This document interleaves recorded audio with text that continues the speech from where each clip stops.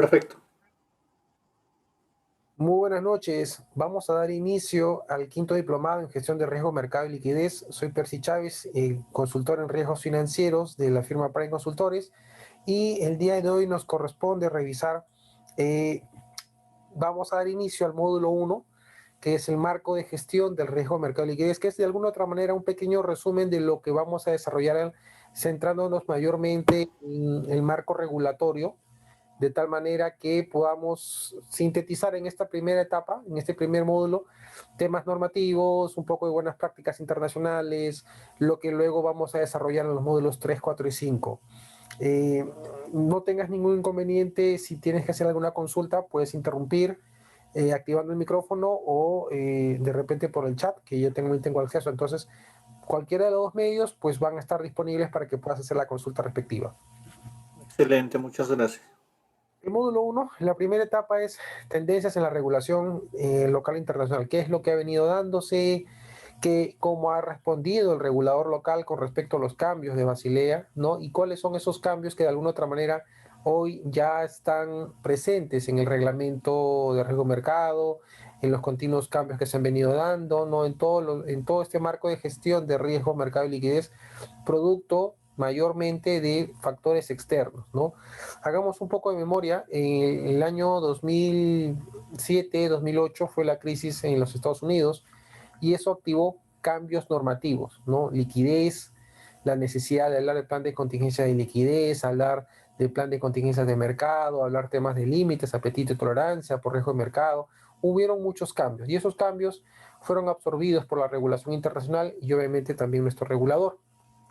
Entonces, si hacemos un poco más de historia, procedemos muchos más años, pues Basilea I, ya en el año 88, pues que empieza a hablar los primeros requerimientos de gestión de riesgo mercado. Ya en el año 2004 con Basilea II ya se refuerzan modelos internos de medición de riesgo de crédito, aparece riesgo operacional, el primer concepto. Basilea 2,5, que es producto obviamente de este cambio que se dio a nivel de la crisis financiera, pues empezó a incorporar nuevos conceptos, ¿no? Y ya Basilea 3 en el año 2010, pues ya incorpora todo el marco de riesgo de liquidez, ¿no? Como un marco de respuesta, como una respuesta a una crisis de liquidez que afectó a muchas empresas a nivel global, ¿no? Entonces recordemos la crisis de 2007-2008 por el tema de los créditos subprime, que generó muchos problemas en muchas instituciones. Hubo una alta dependencia de fondeo de corto plazo, ¿no? Había mucha dependencia de fondeo fuera de balance, pues obviamente derivados, posiciones extra a nivel de derivados.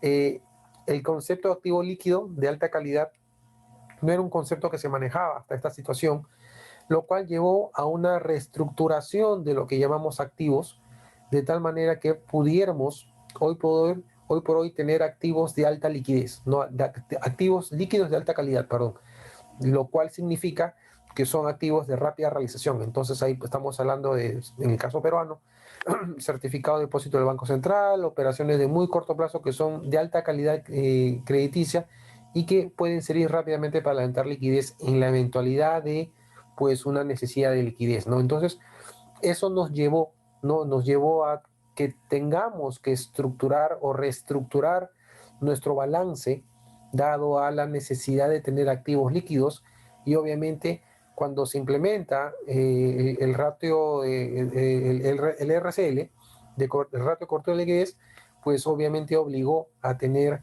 dentro de activos de alta calidad crediticia, para que podamos rápidamente deshacernos cuando se tenga que eh, cubrir una brecha, ¿no? Entonces, eso nos llevó a muchos problemas, ¿no? Por ahí también estamos hablando de repente alguna sobrevaloración de algunos derivados, ¿no? Los mortgage backed security, pues activos linkeados a préstamos, a créditos hipotecarios, o los CDO, los Credit Default Option, que también estaban linkeados a operaciones crediticias, que generó, pues fueron parte del problema que propició un tema de sobreapalancamiento en el caso de Lehman Brothers, de casi 41, con instrumentos derivados, con derivados crediticios, que finalmente generó la crisis que ya conocemos. Entonces, todo este problema de los créditos, hipotecarios, de los subprime, fueron, digamos, la punta del inicio de todo el cambio regulatorio que hoy tenemos en la actualidad. Algo que siempre sucede es que después de toda crisis siempre se aprende algo, ¿no? Entonces, de alguna otra manera, la crisis del año 2007-2008, que significó la quiebra de Lehman Brothers, la fusión del Bank of America con Merrill Lynch, la reestructuración de la AIG, esta aseguradora internacional que casi quiebra, ¿no? Casi fueron 1.2 billones de dólares que tuvieron que inyectarle para que esa empresa no quebrara, y lo cual significó, bueno, el caso peruano también tuvo su efecto porque la AIG era la reaseguradora del Pacífico. Cuando fue, digamos, el Estado le inyectó, la Reserva Federal le inyectó dinero, pasó a ser una entidad casi estatizada, por decirlo así, y AIG dejó ser el reestructurador, en este caso el reasegurador de los créditos de Pacífico. Entonces cambió la figura, se tuvo que recomponer el mercado de seguros internacional. Entonces hubo una serie de lecciones aprendidas, ¿no? Lo primero es que las empresas solventes pueden sufrir problemas de liquidez y eso es algo que hoy por hoy lo vemos inclusive a nivel de personas naturales, ¿no? En plena pandemia, las personas pueden ser solventes, pero están ilíquidas, ¿no? El hecho de no tener liquidez puede ser un problema cuando, pues, estamos en una situación de estrés. Entonces, parte de los problemas que hemos tenido que aprender y ese paradigma que se dice que una empresa solvente no es ilíquida, pues se rompió, ¿no? Empresas solventes también pueden pasar por problemas de liquidez por coyunturas específicas. Otra lección aprendida es que existe una interacción entre la liquidez del mercado, riesgo de crédito y la financiación en épocas de estrés. Entonces, esto es algo que se vivió también en el año 98, en plena crisis rusa, Tailandia, eh, cuando la iliquidez del sistema financiero internacional llegó a que, por ejemplo, el interbancario peruano llegar a ser a tasa a un día 68%. Esto claramente demostró cómo un evento financiero puede, en una situación de estrés, puede llegar inclusive a afectar el sector real. Entonces, algo que ya habíamos vivido en el año 98, pues vivimos nuevamente. Bueno, en el Perú no se sintió los problemas de liquidez. Muchas empresas estaban líquidas, ¿no? No se percibió ese problema, que sí obviamente lo vivieron en otros países, ¿no? Estados Unidos, muchos bancos regionales, bancos pequeños, desaparecieron, tenían toda su cartera de trading book, lo tenían con papeles Fannie Mae, Freddie Mac, bonos corporativos, y muchos de esos quebraron. Simplemente el valor de mercado se hizo cero y por lo tanto pues, perdieron. Entonces hubieron muchas quiebras y eso obviamente llevó a que no había de alguna otra manera una clara definición de lo que es un apetito de riesgo, o por lo menos no estaba bien articulado, ¿no? Entonces muchas veces habían muchas posiciones fuera de balance que no estaban bien medidas en cuanto a una situación de riesgo. Entonces, muchos de esos problemas que se dieron interbancarios, la crisis de Estados Unidos se fue a Inglaterra y de Inglaterra se fue a los países PIG, ¿no? Portugal, Irlanda, Grecia, Escocia y España, ¿no? Que fueron los países que denominaron los PIGs, que estuvieron también, y casi, bueno, Grecia fue rescatada más de una vez porque la economía había sido duramente golpeada por la sobreexposición que había a ciertos papeles sector real con Inglaterra, y que Inglaterra replicó mucho del problema de Estados Unidos. Entonces hubo un efecto contagio a nivel mundial, ¿no? Y producto de ello, obviamente, los planes de contingencia de liquidez tuvieron que estresarse. Entonces, hoy por hoy, el reglamento de la SBS habla de la importancia de tener un buen modelo, un buen plan de contingencia de liquidez que pueda absorber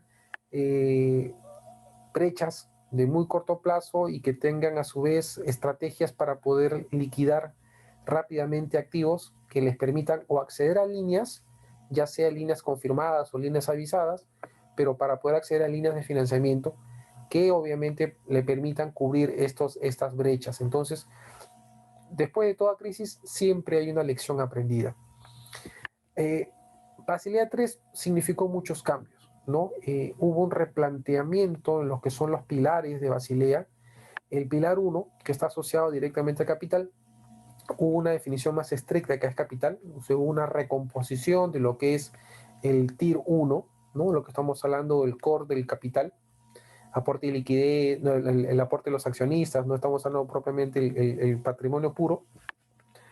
Hubo una definición de colchones de capital, unos buffers de capital, que se activaron para poder cubrir riesgos, bueno, algunos tipos de riesgos, el cíclico, el riesgo de, que se activaron esos conceptos para poder cubrir estos cambios que puedan presentarse y que el patrimonio tiene que tener suficiente espalda para absorberlos. Se estableció un ratio máximo de apalancamiento, ¿no? Y obviamente se incorporó este ratio, esta cobertura, este requerimiento de capital por liquidez específicamente para cubrir estos temas cíclicos que puedan presentarse. A nivel del pilar 2, que ya tiene que ver directamente con lo que es estamos hablando que las pruebas de estrés se reforzaron, ¿no? Se incorporó mucho modelos de stress testing y backtesting a nivel de la gestión de riesgos de mercado y liquidez. Y a nivel del pilar 3, obviamente se reforzaron todos los aspectos de supervisión a nivel de la información de bancos para que obviamente los entes reguladores tuvieran mayor capacidad y mayor control sobre este tipo de información. Entonces, de alguna u otra manera, Basilea III, que se terminó formalizando en el 2010, pues también tuvo que adecuarse muchos temas. Vamos a ver que dentro de estos aspectos, si entramos un poco más al detalle a nivel del pilar 1, pues como hablábamos, el Tier 1, el capital de nivel 1 se reforzó, ¿no? Ahora se le debe incluir ahora el capital ordinario, utilidades retenidas y componentes que permitan absorber las pérdidas, aun cuando la empresa es solvente, ¿no? Digamos, un buffer de capital para poder absorber en épocas de crecimiento, pues un reforzamiento del patrimonio, ¿no? Entonces, eso fue el primer cambio que se dio. A nivel del Tier 2, el nivel 2, igual sigue absorbiendo las pérdidas y a nivel del capital 3, el nivel 3, el tier 3, pues queda eliminado finalmente. Entonces lo que vemos es un reforzamiento en general del capital para las instituciones financieras para que puedan absorber estos nuevos tipos de riesgos materializados. Entonces ya se habla de un capital ordinario, un reforzamiento del capital ordinario de 2% a 4.5%, ¿no? El Tier 1 se eleva de 4 a 6. Los bancos tienen que tener un buffer de conservación de capital, no un margen, un colchón anticíclico, ¿no? Y cargas adicionales por riesgo sistémico. Nuevamente, estos buffers de capital son capital adicional que se les requieren a las instituciones financieras para que puedan absorber estos ciclos económicos y que no se vean fuertemente comprometidos, ¿no? ¿Por qué? Porque si vamos a ver el modelo anterior, Basilea II, pues hablaba de un 8%, ¿no? Que estaba compuesto por el Tier 1 y el Tier 2, ¿no? Que está un poco lo que habíamos descrito, pero ahora en Basilea III se refuerza este modelo incorporándose 3 buffers de capital, ¿no? El de conservación de capital, el colchón anticíclico y el de riesgo ante el riesgo sistémico. Entonces, ese margen adicional es que le permite ahora tener una mayor fortaleza para poder absorber estos ciclos, estos cambios que puedan presentarse. Entonces, este principal cambio que se da a nivel de capital, pues de alguna otra manera hoy lo vemos en la normativa peruana, ¿no? La necesidad de hacer requerimientos de capital para reforzar el colchón anticíclico, el requerimiento de capital por riesgo de mercado de liquidez. Entonces, todo esto va a terminar finalmente en reforzar el patrimonio de las instituciones financieras. Se establece como ratio máximo de apalancamiento con respecto al capital de nivel 1 y los activos sin ponderar por riesgo, exposiciones fuera de balance y derivados, hasta un mínimo de 3%, ¿no? La idea es obviamente establecer ciertos rangos de apalancamiento para que las empresas no estén sobreendeudadas con respecto al nivel 1, con respecto al capital nivel 1. se crea el concepto del ratio cobertura-liquidez, el LCR en inglés, Liquidity Coverage Ratio, que establece directamente pues, los activos líquidos de alta calidad con respecto a las salidas de efectivo de entre los 30 días que sean mayor al 100%. Estamos hablando de activos de suma liquidez, de suma de alta calidad de liquidez, para que podamos obviamente absorber ante una necesidad, algún requerimiento, pues probar las salidas, no soportar las salidas por 30 días. Y el coeficiente, el ratio del NFCR, el ratio de cobertura, perdón, el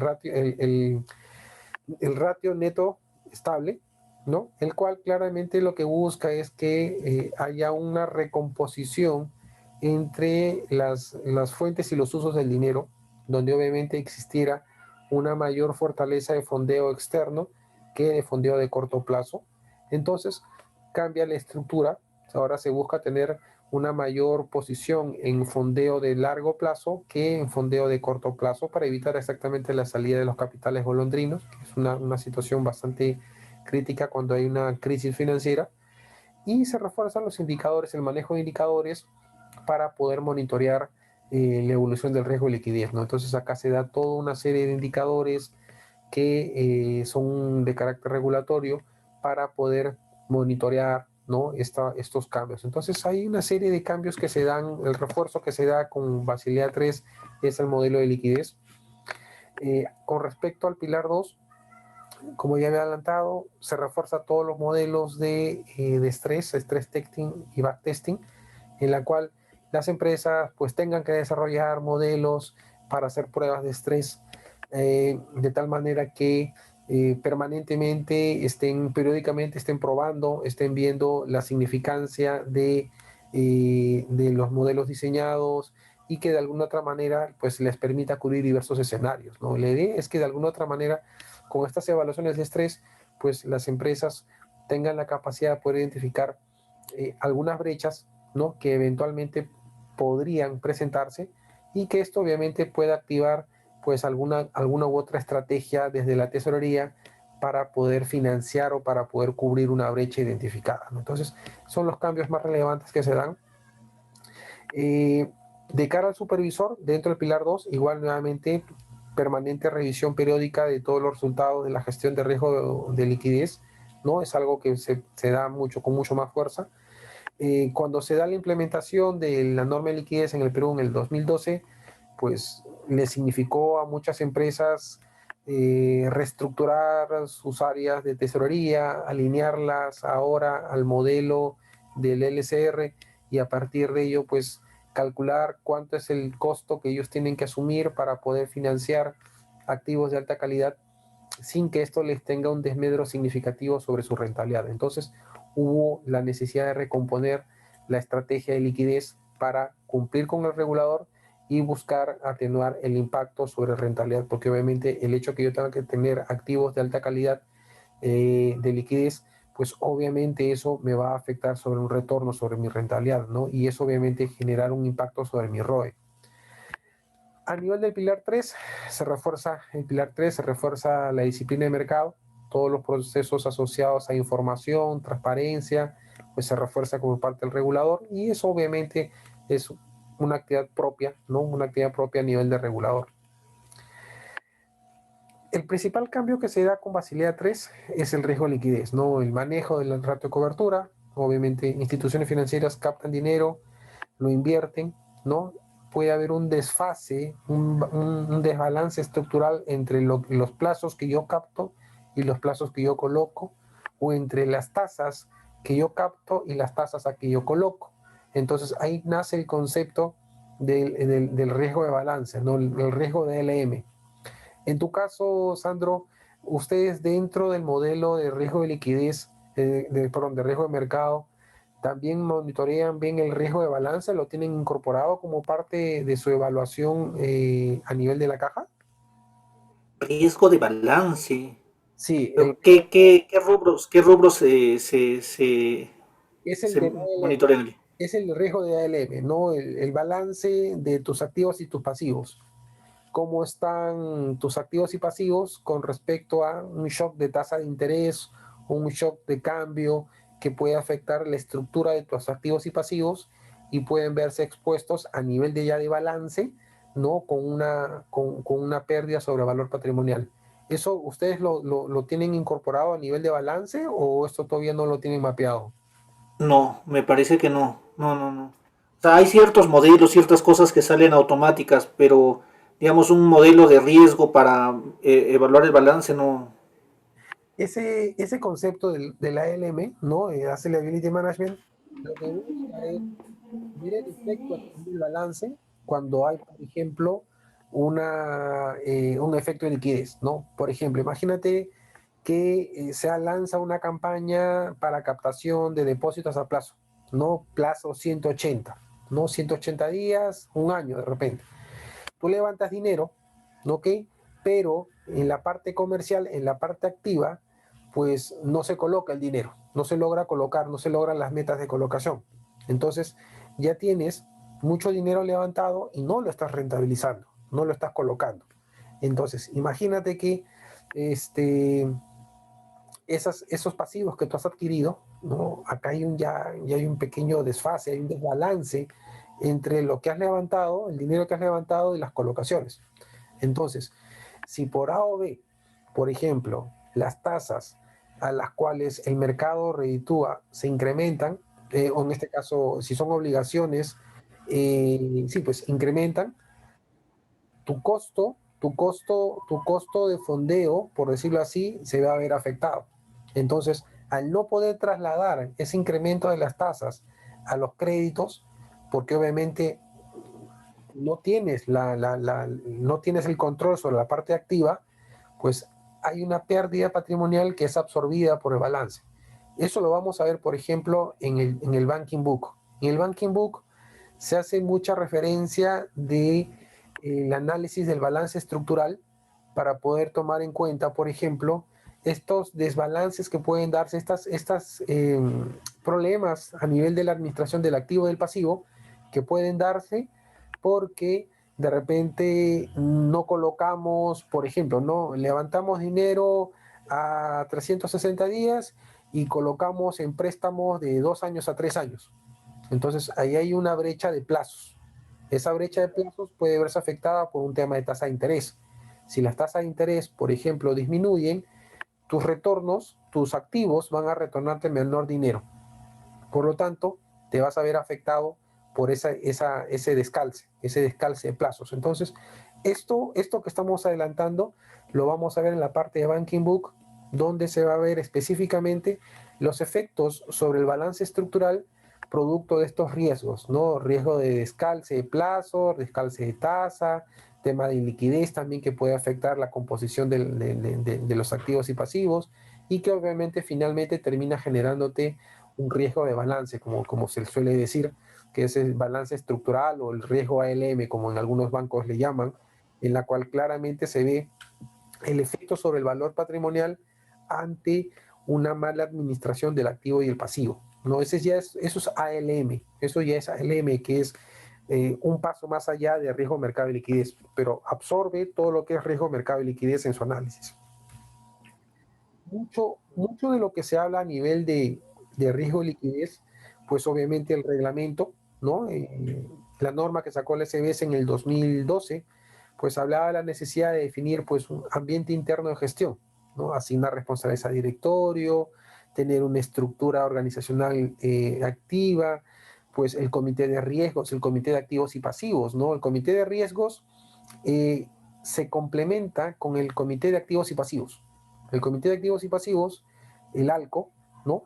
Es el que se encarga de administrar, como te decía, el balance estructural, ¿no? Oye, ¿cuánto quiero captar? ¿Cuánto quiero colocar? ¿A qué plazo voy a levantar dinero para colocarlo? Para que exista un adecuado balance y que esté adecuadamente calzado para que no me genere un impacto a nivel de riesgo mercado de liquidez.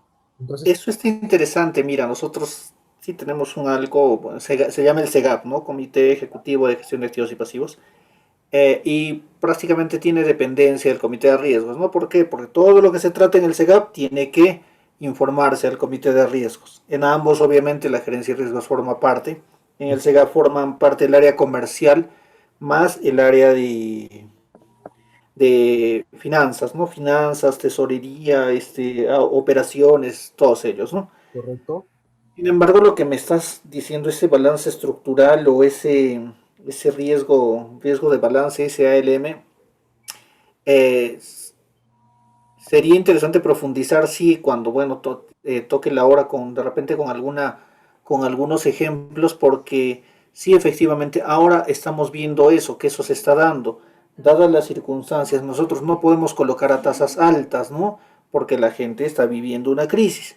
Sin embargo, estamos teniendo un problema de retiro de fondos. ¿Por qué? Porque los CTS han sido liberados, la SUNAT ha querido intervenir las cuentas de ahorros, entonces la gente ha empezado a retirar los ahorros corrientes o los ETS que tenía, entonces nos está generando empezar a hacer mejores ofertas de tasas para que la gente vuelva a traer Así es. su dinero a la caja, ¿no? Y ahí Eh, empiezan las estrategias que desde el ALCO tienen que nacer para equilibrar ese activo, ese balance estructural y que eso no te genere un riesgo de mercado de liquidez. ya, Entonces, esa definición del ALM o el ALCO, eh, las decisiones que se toman a nivel del ALCO, pues van a ver expuestas, o mejor dicho, se van a materializar los riesgos en esas decisiones porque, por ejemplo, si hay un tema de descalce de plazos, o hay un descalce de liquidez, o hay un descalce de tasa, cuando se tomen las decisiones a nivel del ALCO, ahí se va a visualizar el riesgo. ¿Por qué? Porque imagínate, ¿no? Dicen, oye, ¿sabes qué? Hay que subir las tasas para captar créditos, para captar depósitos. Y eso significa que tu margen de intermediación, tu margen financiero se va a ver reducido. Tú no vas a poder subir las tasas a nivel del activo. Entonces, si tú quieres levantar dinero, vas a tener que subir tus tasas de captaciones y eso te va a afectar a tu margen financiero. Entonces, ahí ya tienes una decisión como desde el punto de vista de negocio, en las decisiones que se toman a nivel del balance de activo y pasivo, no captaciones y colocaciones, pues te generan un efecto sobre tu riesgo mercado de liquidez, la cual finalmente va a terminar afectando tu valor patrimonial en riesgo, tu BPR o tu ganancia en riesgo, que es, oye, lo que yo ya gané, ¿no? Las ganancias acumuladas ahora están en riesgo porque, ¿no? Este desbalance que existe entre mis activos y pasivos están consumiéndose las ganancias.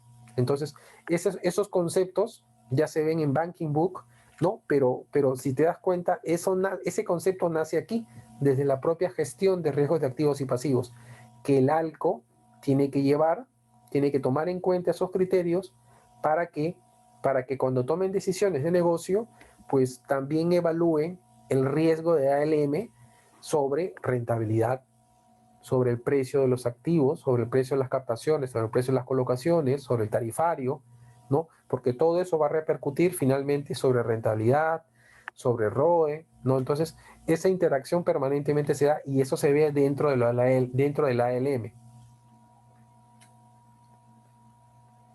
conforme, está bien, buena orientación. Gracias. Ok, entonces, dentro de ese marco de gobierno, de ese ambiente interno, que estamos hablando de responsabilidad, estamos hablando de funciones del comité de riesgos, del ALCO, de la unidad de riesgos, ¿no?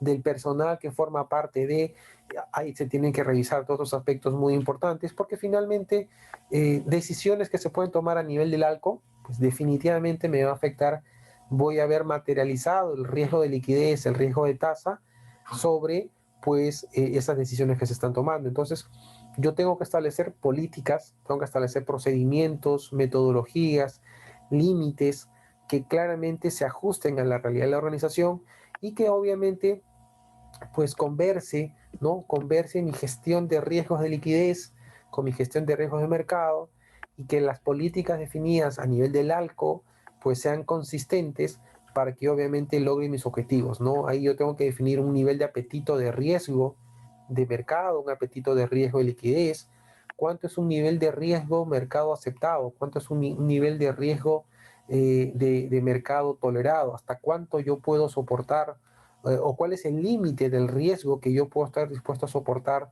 con respecto a mi patrimonio. Entonces, ya yo voy definiendo esos criterios que me van a servir para que yo, cuando tenga que estructurar mis estrategias para monitorear los riesgos, ver que sean consistentes, ¿no? Entonces, ya viene toda mi metodología de la evaluación de riesgos, de la identificación, del monitoreo, mi análisis de estrés, todas las metodologías que yo puedo desarrollar para poder finalmente tener control y monitorear la evolución de los riesgos. Entonces, acá hay un tema muy importante. Entonces, el reglamento de riesgo de liquidez que nace en el año 2012, lo que busca es establecer claramente estos conceptos metodológicos que deben ser incorporados en la gestión del riesgo de liquidez y que a su vez me debe llevar a conversar con otras variables, ¿no? Algo, una de ellas, por ejemplo. Eh, Dentro de las estrategias de tratamiento de liquidez, pues obviamente pues está el conocido el plan de contingencia de liquidez, que son medidas de mitigación para poder compensar o identificar de forma temprana a través de las diversos indicadores, señales de alerta, eh, cuando se presenta una situación que puede estar generándome potencial riesgo de liquidez. Entonces, por ejemplo, yo puedo estar monitoreando, por ejemplo, del punto de vista del ALCO, puedo estar monitoreando la cancelación de DPFs, las cancelaciones de CTS, el volumen, no tanto de clientes como volumen, y estar monitoreando mes a mes cómo va evolucionando ese ratio, para que se active una alerta y digamos, oye, tenemos un problema, estos indicadores se están disparando y necesitamos levantar dinero para evitar o para compensar la salida. Entonces ahí puede venir una estrategia, una campaña de pasivos para subir tasas, ¿no? Ofreciendo tasas de repente con plazos ya fijos a 3 años, a 5 años, para que empecemos a levantar dinero, ¿no? Y que con eso compensemos en parte la salida de liquidez que estamos teniendo. Entonces, ver fuentes de financiamiento propias, externas, tener una adecuada gestión de activos y pasivos, lo que te decía, ¿no? Ya estamos hablando del ALM directamente, tener algunos procedimientos que nos permitan, por ejemplo, estar monitoreando o haciéndole seguimiento a la efectividad de las acciones para el tratamiento de los riesgos de activo y pasivo, y hacer nuestros escenarios de estrés, ¿no? Jugar con los escenarios de estrés, estresar los modelos, definir algunos escenarios de riesgo que nos permitan claramente ver los efectos sobre nuestro balance estructural, sobre nuestra cartera, nuestra ganancia en riesgo, sobre nuestro valor patrimonial y ver qué se puede hacer, ¿no? Como parte de un plan de acción de mitigación. Entonces, ya mucho de lo que se trata en esta etapa de riesgo y liquidez es ver efectos sobre balance, ¿no? Ver el efecto sobre balance y a partir de ello definir un plan de contingencia que pueda servir para de repente tener líneas confirmadas o líneas avisadas, COFIDE, de repente tener alguna línea con alguna institución.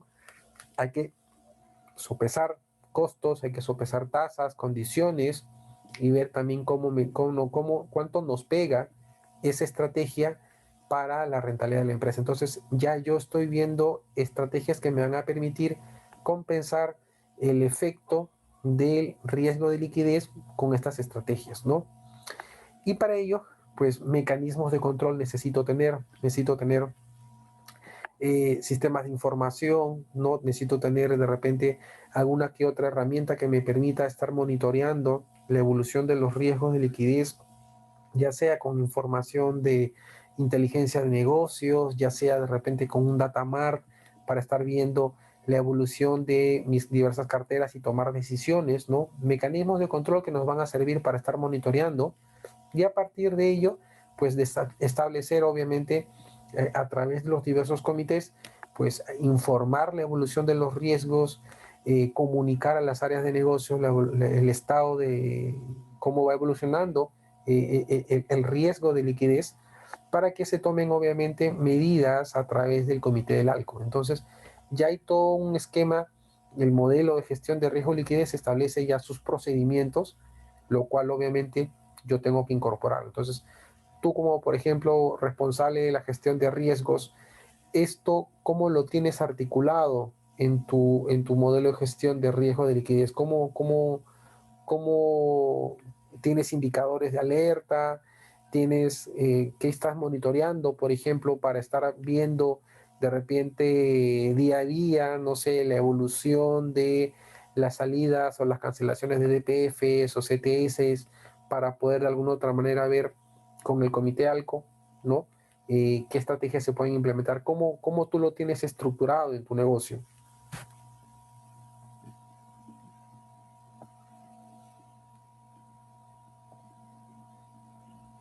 Aló, Sandro, ¿me escuchas? Ya, bueno, seguimos entonces. Entonces, mucho esto de lo que estamos viendo y rápidamente estamos avanzando para, como un marco nuevamente introductorio, es que la gestión del riesgo de liquidez como tal depende, depende claramente de dos factores, ¿no? Por un lado, debemos tener un proceso, ¿no? Un proceso bastante maduro, bastante robusto para identificar, medir, monitorear y controlar el riesgo de liquidez, ¿no? Porque finalmente las instituciones financieras, el principal problema que pueden sufrir es un tema de liquidez. Entonces, una corrida, una pérdida de confianza puede activar una corrida bancaria, una corrida de depósitos y eso genera los problemas.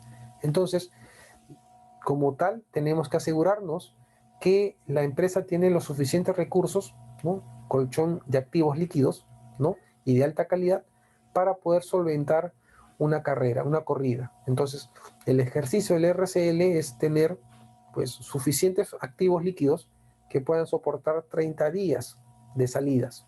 Entonces, si yo quisiera estresar eso, de repente no a 30, sino a 60 días, yo tengo que ver qué opciones puedo tener, qué estrategias puedo diseñar, cuánto es el costo de esas estrategias, cómo me va a pegar sobre, por ejemplo, la rentabilidad, cómo me va a pegar eso sobre el rendimiento de mis activos.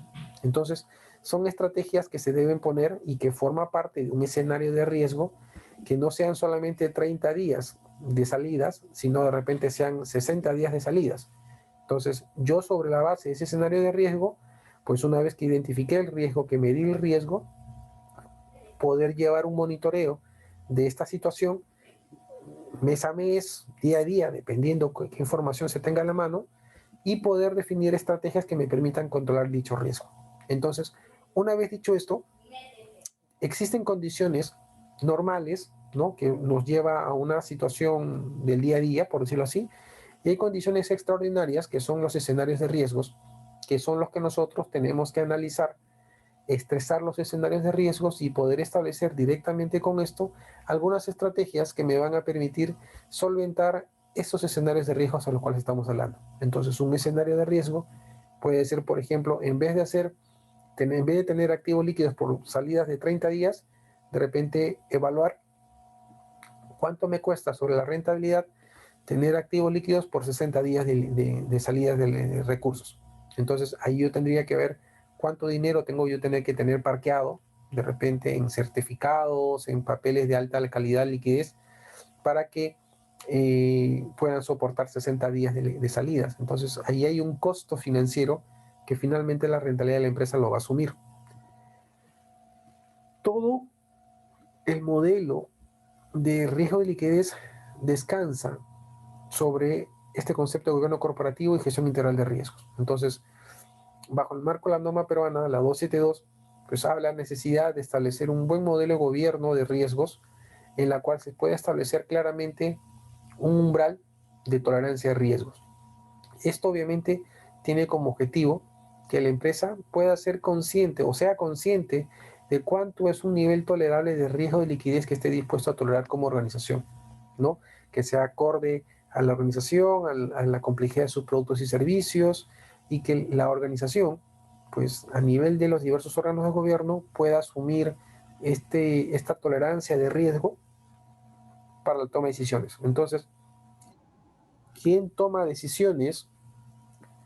¿Quién toma decisiones a nivel, quién toma decisiones a nivel del balance? En este caso es directamente el Comité ALCO. Se cayó la comunicación, Sandro. Sí, justamente ha habido un apagón acá y Uy, en Cusco y no sé si sea solo en la casa ya, ya. o en el barrio porque de un momento a otro se me fue la señal y había sido por el apagón. Ya le he cambiado, ya le he puesto el internet del celular. Ya, ya. Así retomamos. Me Oye, preguntabas, perdón. te preguntaba cómo tenías tú articulado dentro de tu modelo la gestión de tu riesgo de liquidez con el ALCO, por ejemplo. ¿Cómo conversan las decisiones del ALCO con las decisiones del comité de riesgo? ¿Cómo es esa interacción? Ya, mira, nosotros a nivel de riesgos, el encargado del tema de liquidez y mercado elabora informes mensuales, que tiene que presentarlos en el ALCO, ¿no? En el SEGAP. Allí, eh, él trimestralmente, por ejemplo, presenta el plan de contingencia y liquidez, que tiene que estar trabajado con el área de finanzas. eh, Presenta los reportes 16A y 16B, que son los reportes diarios que se remiten a la SBS para monitorear nuestra liquidez diaria. Hace un resumen de cómo ha sido la evolución. Por eso es que digamos, alertamos con cierto tiempo, eh, y antelación la salida, digamos, de los CTS. Esta semana hemos tenido salida fuerte de CTS, ¿no? Eh, entonces eso vamos informando diariamente, se les pasa a los miembros del ALCO, se les pasa la información, ¿no? Mira, estás haciendo este ratio está cayendo, el ratio de, por ejemplo, el loan to deposit, que ese lo monitorea bastante la superintendencia, Ujú. ¿no? Y ya nos está llamando, por ejemplo, ¿no? Justamente por este tipo de situaciones. ¿Cómo estás haciendo? Entonces, ahí, una vez que hemos advertido nosotros esta posible salida, la SBS nos ha exigido establecer, mejorar nuestro plan de contingencia de liquidez, y se ha mandado ya, digamos, la habilitación de las líneas de crédito que teníamos. Teníamos, digamos, con el Banco de la Nación, con el Conti, dadas estas circunstancias, todas las habían cerrado. Entonces, hemos vuelto a tramitar con el Banco de la Nación. Con el Continental sí se tiene, porque ahí se tienen los ahorros.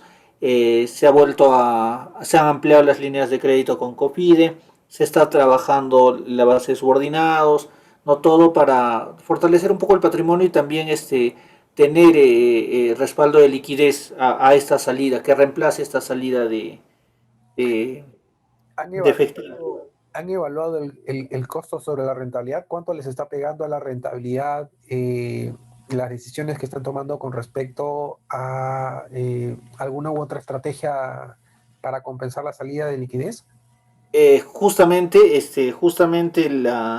los fondeos les están saliendo alguito menos que la tasa promedio que pagábamos en ahorros, que ya se habían reducido justamente, ¿no?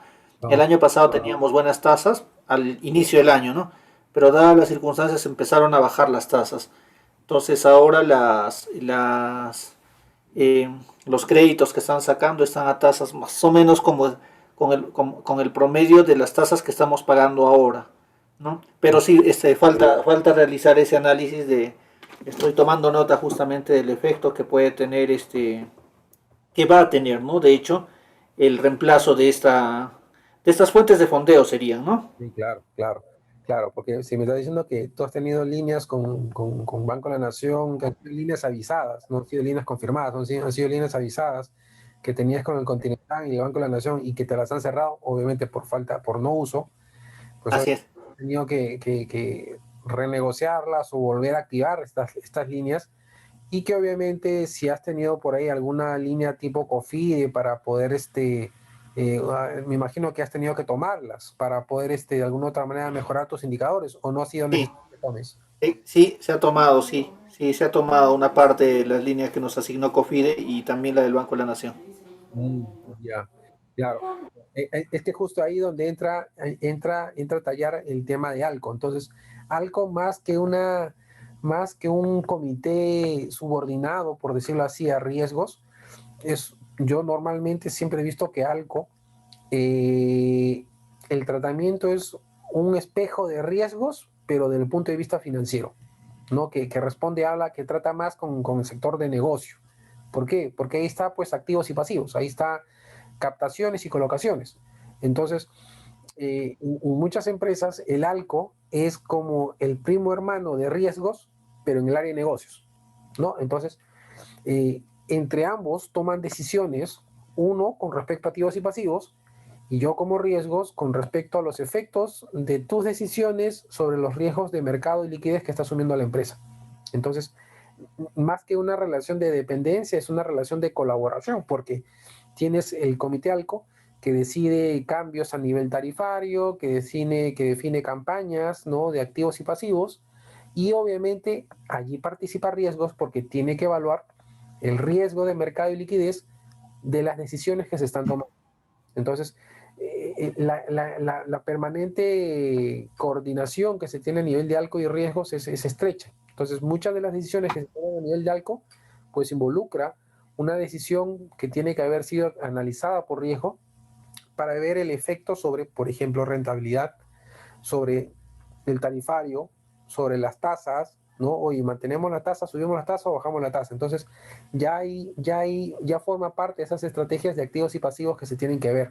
Entonces, eh, vamos a ver en la parte de Banking Book, el módulo 3, cómo hay algunas herramientas o algunos criterios que se pueden utilizar para empezar a ver el riesgo de balance estructural, que es, en pocas palabras, riesgo de tasa y riesgo de liquidez dentro de balance, ¿no? Entonces, coméntame, ¿ustedes captan también en dólares o solamente captan en soles?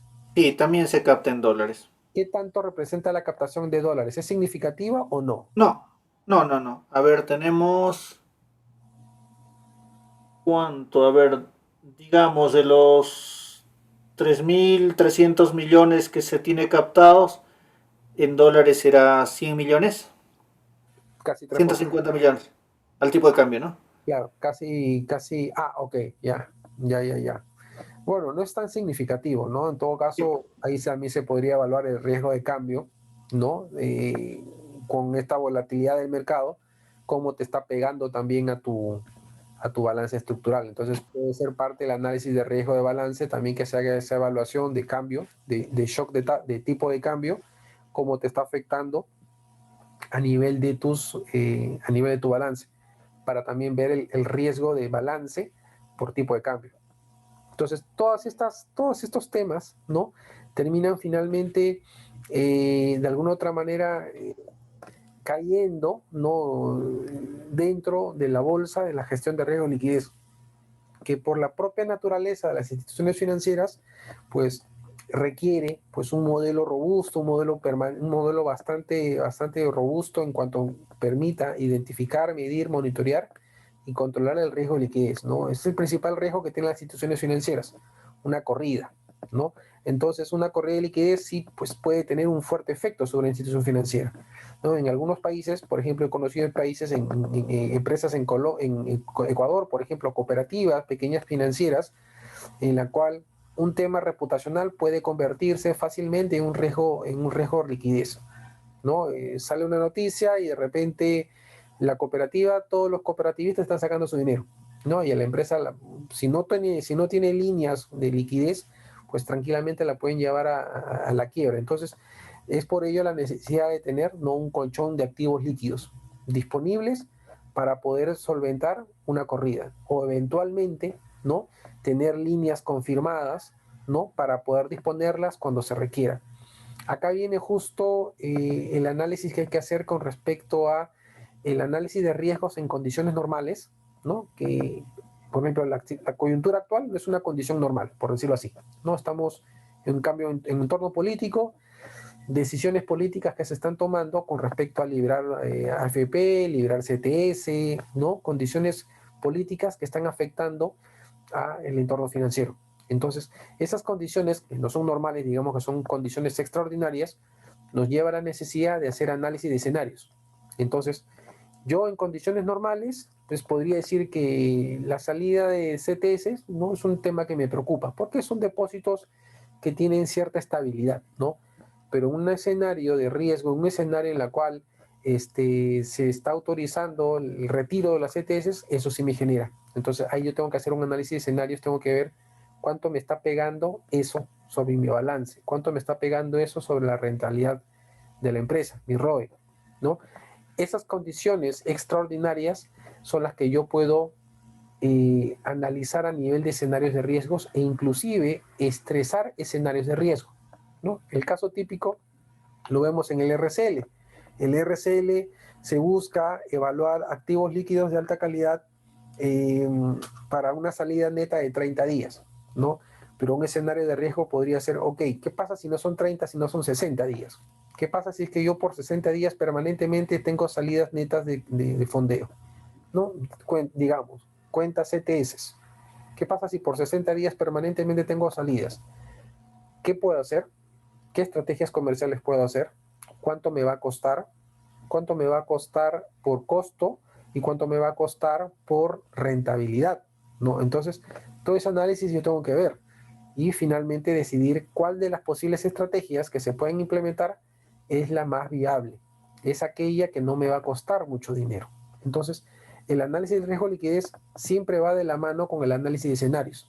Tengo que evaluar diversos escenarios y sobre diversos escenarios, aquellos escenarios más probables y de mayor impacto, pues ver qué medidas se pueden implementar. Dicho esto, obviamente, en el marco regulatorio, como buena práctica en general, pues la gestión de riesgos se apoya en el modelo de gobierno corporativo, ¿no? El modelo GRC, el modelo en el cual la alta dirección establece dentro de su alcance pues un umbral de tolerancia de riesgo de liquidez, ¿no?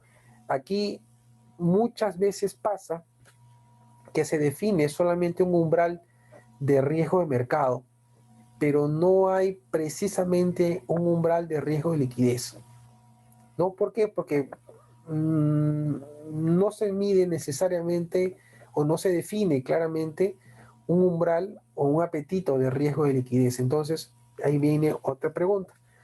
¿Ustedes han definido un umbral de tolerancia por riesgo de liquidez o tienen una definición general entre riesgo, mercado y liquidez? ¿Cómo tienen estructurado ese concepto? Mira, nosotros nos sometemos en los ratios de liquidez a los ratios que nos pone la superintendencia, los límites que pone la superintendencia. Pero como límite, como tolerancia, no tenemos un parámetro. Ya, esos límites que te ponen los ratios reguladores, esos límites son tu tolerancia. Claro, claro, de momento esos son los límites, son la tolerancia, ¿no? Esos Hay límites, algunos límites internos que son un poquito mayores, digamos, para ir alertando, ¿no? claro, claro. Entonces, esos umbrales, esos indicadores, esos límites que te establece la norma, esos son tus tolerancias. Entonces, tu modelo interno puede, como bien dices, no tener un cierto margen, no cierto margen con respecto a esa definición límite, la cual tú estás monitoreando, ¿no? Para ver cómo se comporta cómo se comporta tu liquidez. Entonces, si ya has definido esos ratios y esos ratios son tus tolerancias, pues tú tienes que estar marcando precio, tienes que estar marcando diariamente cómo va ese indicador con respecto a tu límite, a tu tolerancia. Entonces, esa definición pues tiene que ser consistente, ¿no? Con la visión de gobierno corporativo para definir hasta cuánto, ¿no? Hasta cuánto son condiciones normales, en qué momento se va a activar una alerta y obviamente qué hay que hacer una vez activada una alerta, ¿no? Porque nuevamente todas las instituciones financieras que captan CTS, todas están con el mismo problema, unas más que otras, ¿no? Porque obviamente tienen el grueso de su fondeo de CTS, porque en algún momento ofrecieron altas tasas y están bien concentrados en ese producto.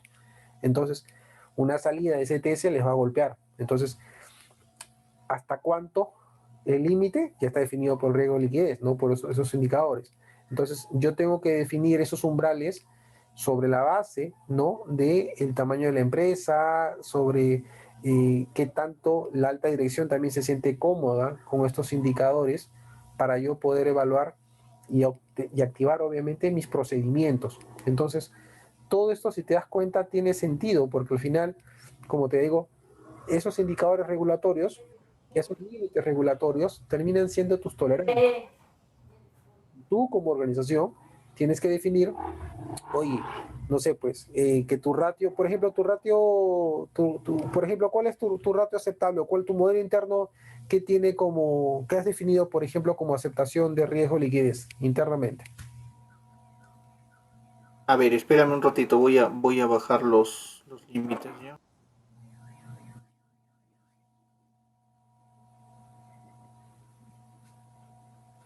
Mucho de lo que se busca es que la organización tome, obviamente, los ratios regulatorios, ¿no? Porque obviamente es lo que la super te va a monitorear contra eso, ¿no? Pero tu modelo interno, pues obviamente lo que debe tener es un análisis mucho más fino para que tú tengas bien identificado cuál es ese umbral, ese umbral de riesgo aceptado para que tú tengas pues una comodidad, una holgura y una comodidad en el movimiento de tus indicadores sin que se tenga que activar, por ejemplo, un comité cuando se exceda un límite interno, ¿no? Entonces, allí ya viene también tu capacidad de gestión para poder, por ejemplo, definir, no sé si me imagino que debes tener algún procedimiento cuando se activa un umbral, ¿no? Se excedió un umbral interno, pues se tiene que activar un procedimiento de revisión, ¿no? De repente se convoca al comité de riesgos o se convoca de repente al comité del ALCO para ver qué se puede hacer ante esta activación de esa alerta temprana.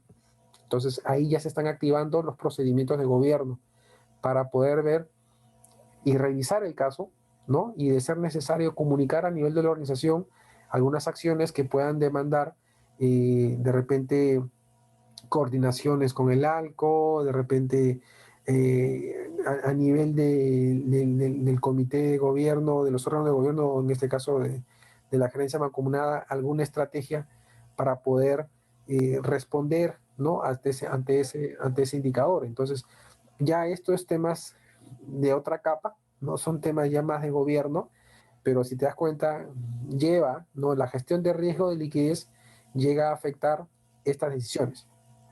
Claro. Ya mira, más o menos te comento. A ver, lo que es el ratio de liquidez, nuestro riesgo, nuestro límite interno, digamos, es el 13.5, pero la SBC nos dice el 8%. Claro.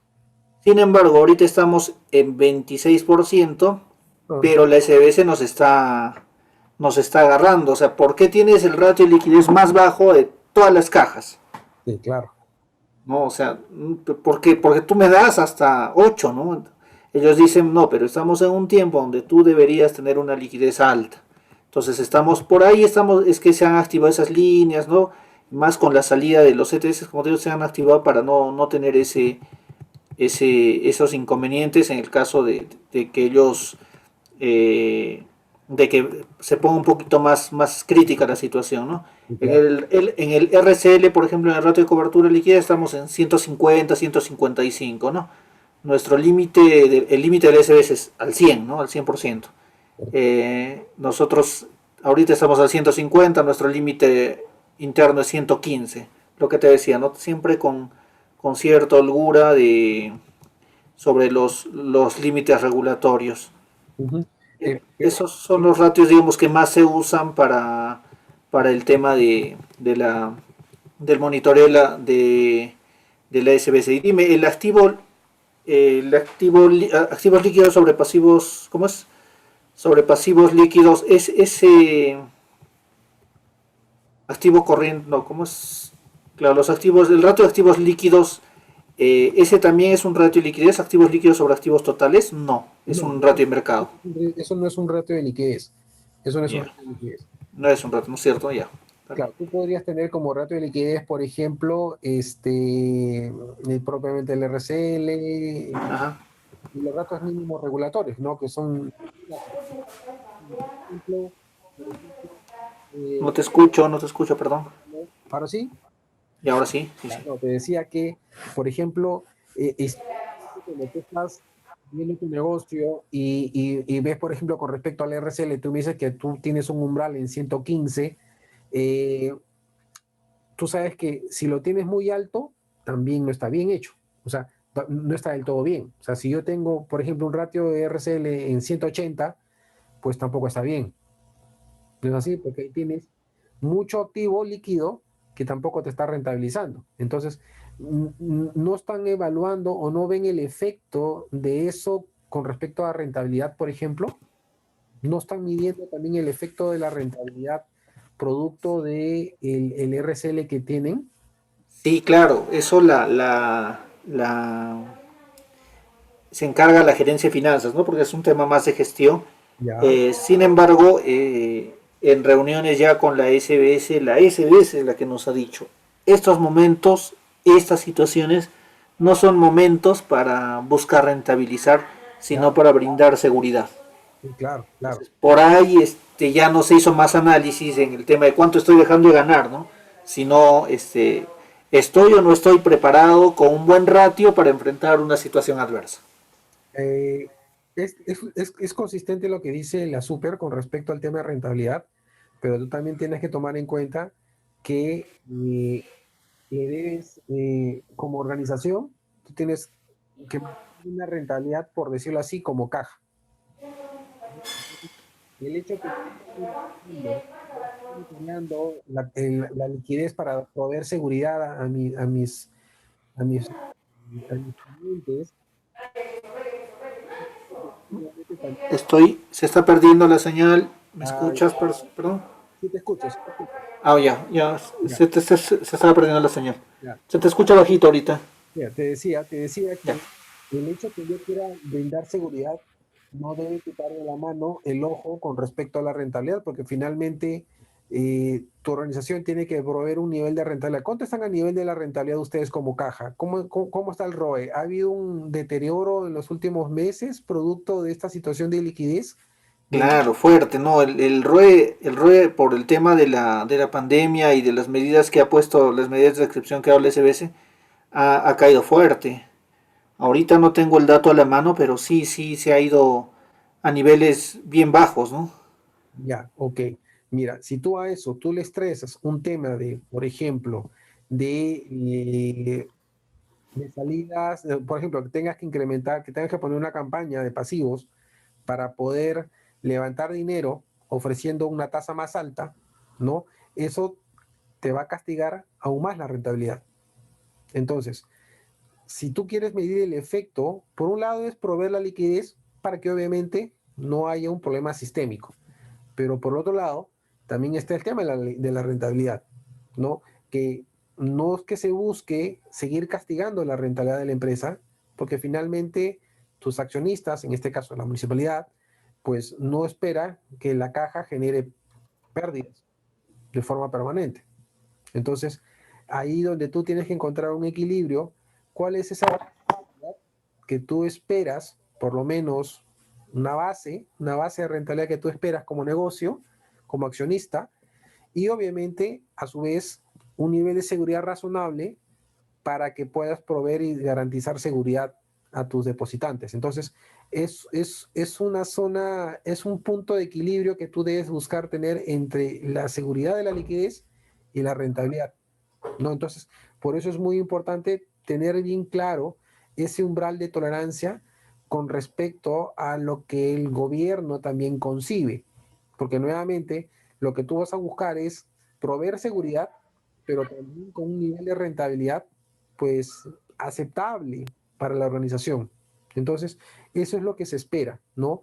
Porque de allí van a venir obviamente las estrategias, ¿no? La necesidad de tener estrategias que te permitan recomponer tus activos y pasivos, diversificar tus fuentes de financiamiento, pues establecer algunas estrategias que te permitan, pues de repente, irte por subordinados, de repente tomar la línea de COFIDE o de repente algunas líneas del Banco de la Nación, ¿no? De repente inyección de un inversionista externo, ¿no? Tu propio plan de contingencia, definirlo para que de alguna otra manera pues tengas la liquidez para que puedas solventar seguridad, pero sin desmedro de tu rentabilidad, ¿no? Porque si no, imagínate, tú tomarías la tasa más cara, ¿cumples tu meta de liquidez? Sí, pero estás matando la rentabilidad.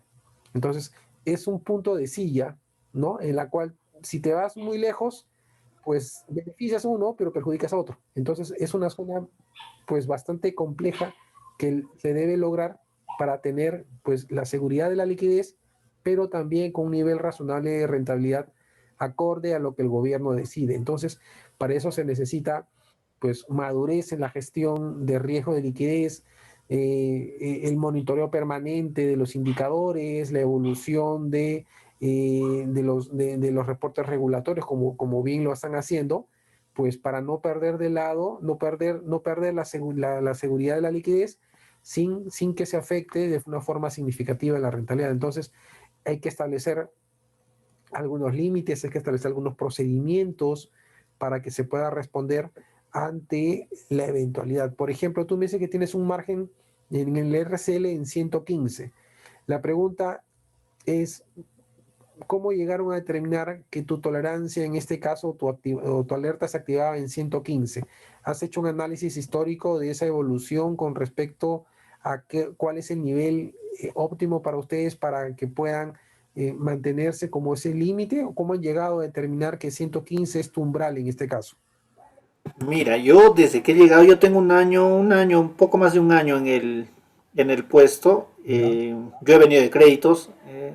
Por ahí es que, digamos, surge la necesidad de que me capaciten en liquidez y mercado porque no estoy tan imbuido en estos temas, ¿no? Ok. Sin embargo, esos límites ya estaban establecidos y sí, estaban basados en datos históricos, pero no con, alguna vez dijimos, propuso alguien del equipo, oye, hay que ponerle también un límite eh, al, al, al riesgo bajo, ¿no?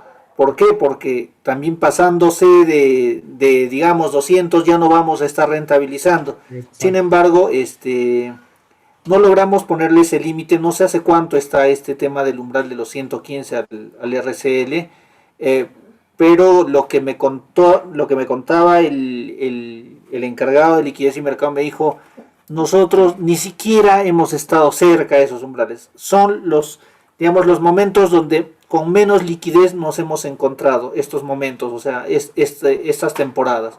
Nunca hemos bajado nuestro ratio de liquidez digamos, del 35, 32, ahora sí en el momento más crítico, ahora estamos en 26. Y en ratio de cobertura de liquidez siempre hemos estado súper holgados, 180, ¿no? Ya. Lo que sí no habían puesto era el tope, digamos, ¿no? Oye, tu ratio de cobertura de liquidez, está bien que tengas liquidez, pero tiene que haber un límite, ¿no? Quedó en una propuesta, pero no se ha establecido todavía. Pero eso viene ya de buenos años atrás, Ya, de porque repente, siempre hemos tenido liquidez, holgura, mucha holgura en temas de liquidez. claro, es que justo acá viene el hecho de hacer un análisis de escenarios, ¿no? ¿Hasta cuánto es RCL? Bien, de repente, no sé, pasando a 200, pues no de liquidez está muy bien, pero la rentabilidad está muy mal. Entonces, ahí viene el problema, es cuando el exceso de liquidez se vuelve perjudicial, ¿no? Cuando el exceso de liquidez ya me genera a mí un perjuicio económico. Entonces, es importante tener esas consideraciones.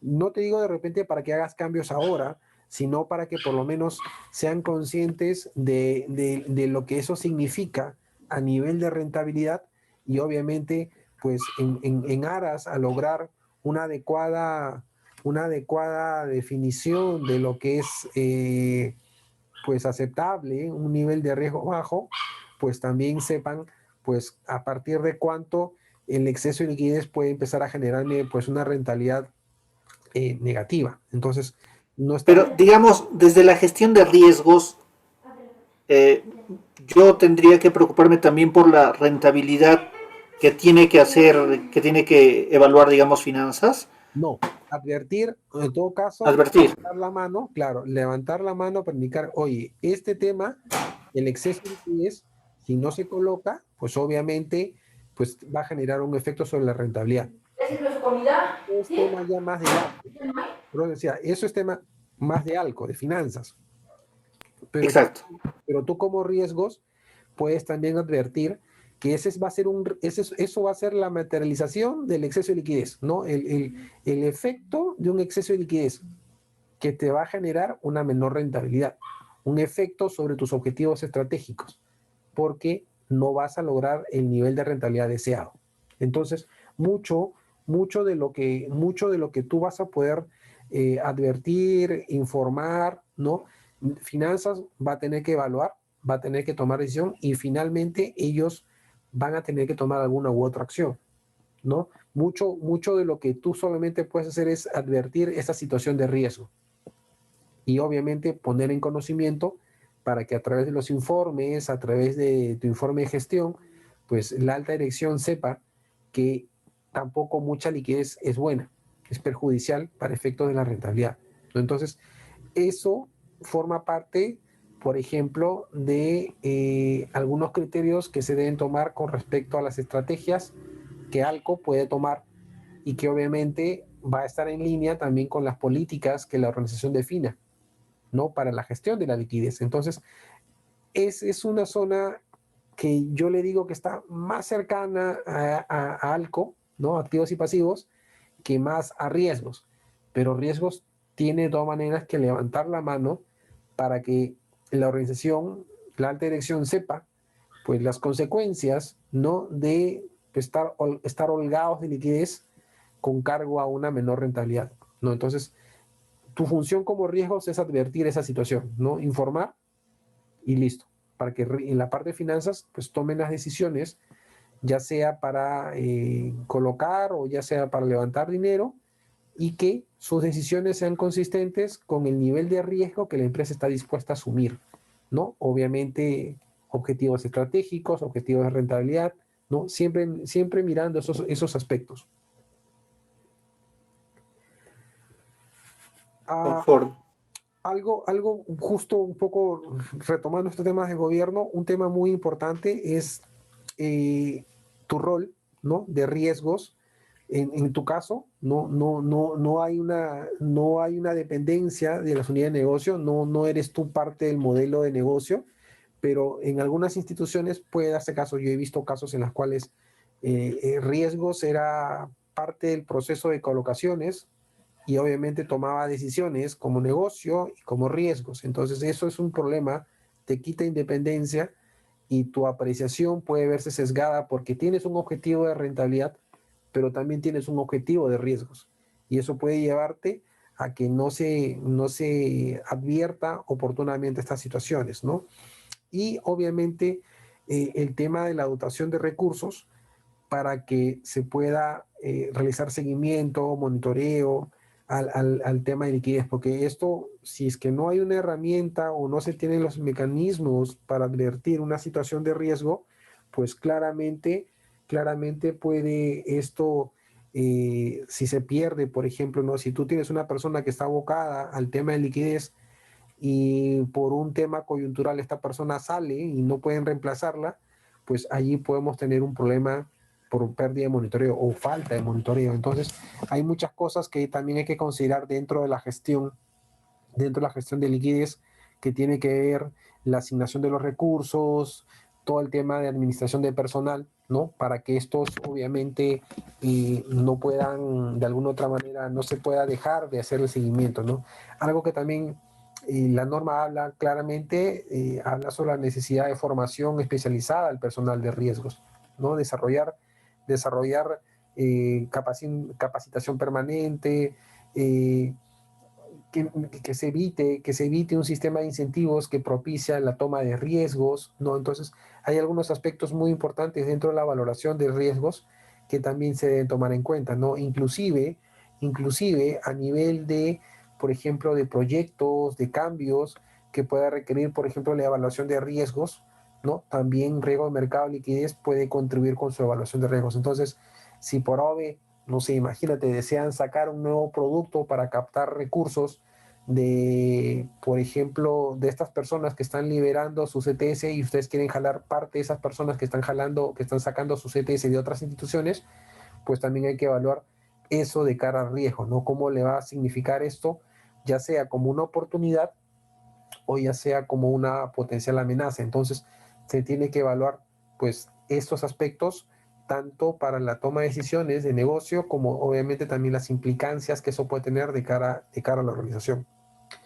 Mucho, mucho de lo que significa riesgos en pocas palabras es el tener que estar permanentemente monitoreando y evaluando el riesgo de la liquidez. Entonces, mucho de lo que se va a manejar pues es el anexo 16, ¿no? Como tú bien has dicho, ya el proceso de monitoreo del riesgo de liquidez es diario, ¿no? Y esto obviamente sirve, ¿no? Porque es parte del día a día de la gestión de riesgo de liquidez, pues la evaluación, por ejemplo, de las fuentes de fondeo, de la calidad de los activos, ¿no? Aspectos asociados, por ejemplo, a las compras de cartera, la parte de recuperaciones, cobranzas, ¿no? Aspectos que te puedan demandar todo una administración de liquidez y obviamente pues permanente monitoreo y seguimiento, ¿no? Entonces, de alguna otra manera, la parte más activa de la gestión de riesgo de mercado de liquidez es esta, ¿no? Permanentemente a diario reportar y a diario estar haciendo seguimiento. Eh, en algunos casos, de repente, no sé si es que ustedes han llegado a desarrollar, sacar un bar de liquidez, o como se llama el liquid bar, que también puede ayudar para medir el riesgo de liquidez, ¿no? Estar midiendo el riesgo de liquidez claramente a través de una metodología de liquid bar puede servir para establecer esos umbrales, como tú me dices, ¿no? La definición del 115, la definición máxima. Entonces, esa definición que si bien puede haber sido tomada en algún momento, ¿no?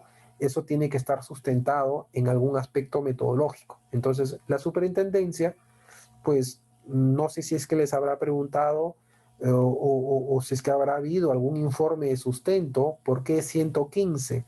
¿Por qué, por qué ese umbral? ¿No? Entonces, yo debo definir esos límites apoyándome en metodologías que claramente me permitan sustentar esa definición de apetito y tolerancia. Entonces, si yo tengo 115 como mi umbral interno, pues ese umbral interno debe responder a un criterio metodológico, ¿no? Que muchas veces, a veces lo hacen al ojo, ¿no? Se define un valor al ojo, pero también puede salir resultado de una metodología tipo liquid bar que permite específicamente, pues, evaluar el comportamiento de liquidez, establecer al 95% de confianza, ciertos niveles y dar una respuesta pues mucho más metodológica, que es lo que la super pide. Entonces, puedo establecer diversas métricas, ¿no? Y esas métricas ayudarme para, por ejemplo, en un escenario de estrés, cuánto puede ser ese umbral que yo debo manejar en un escenario de estrés, ¿no?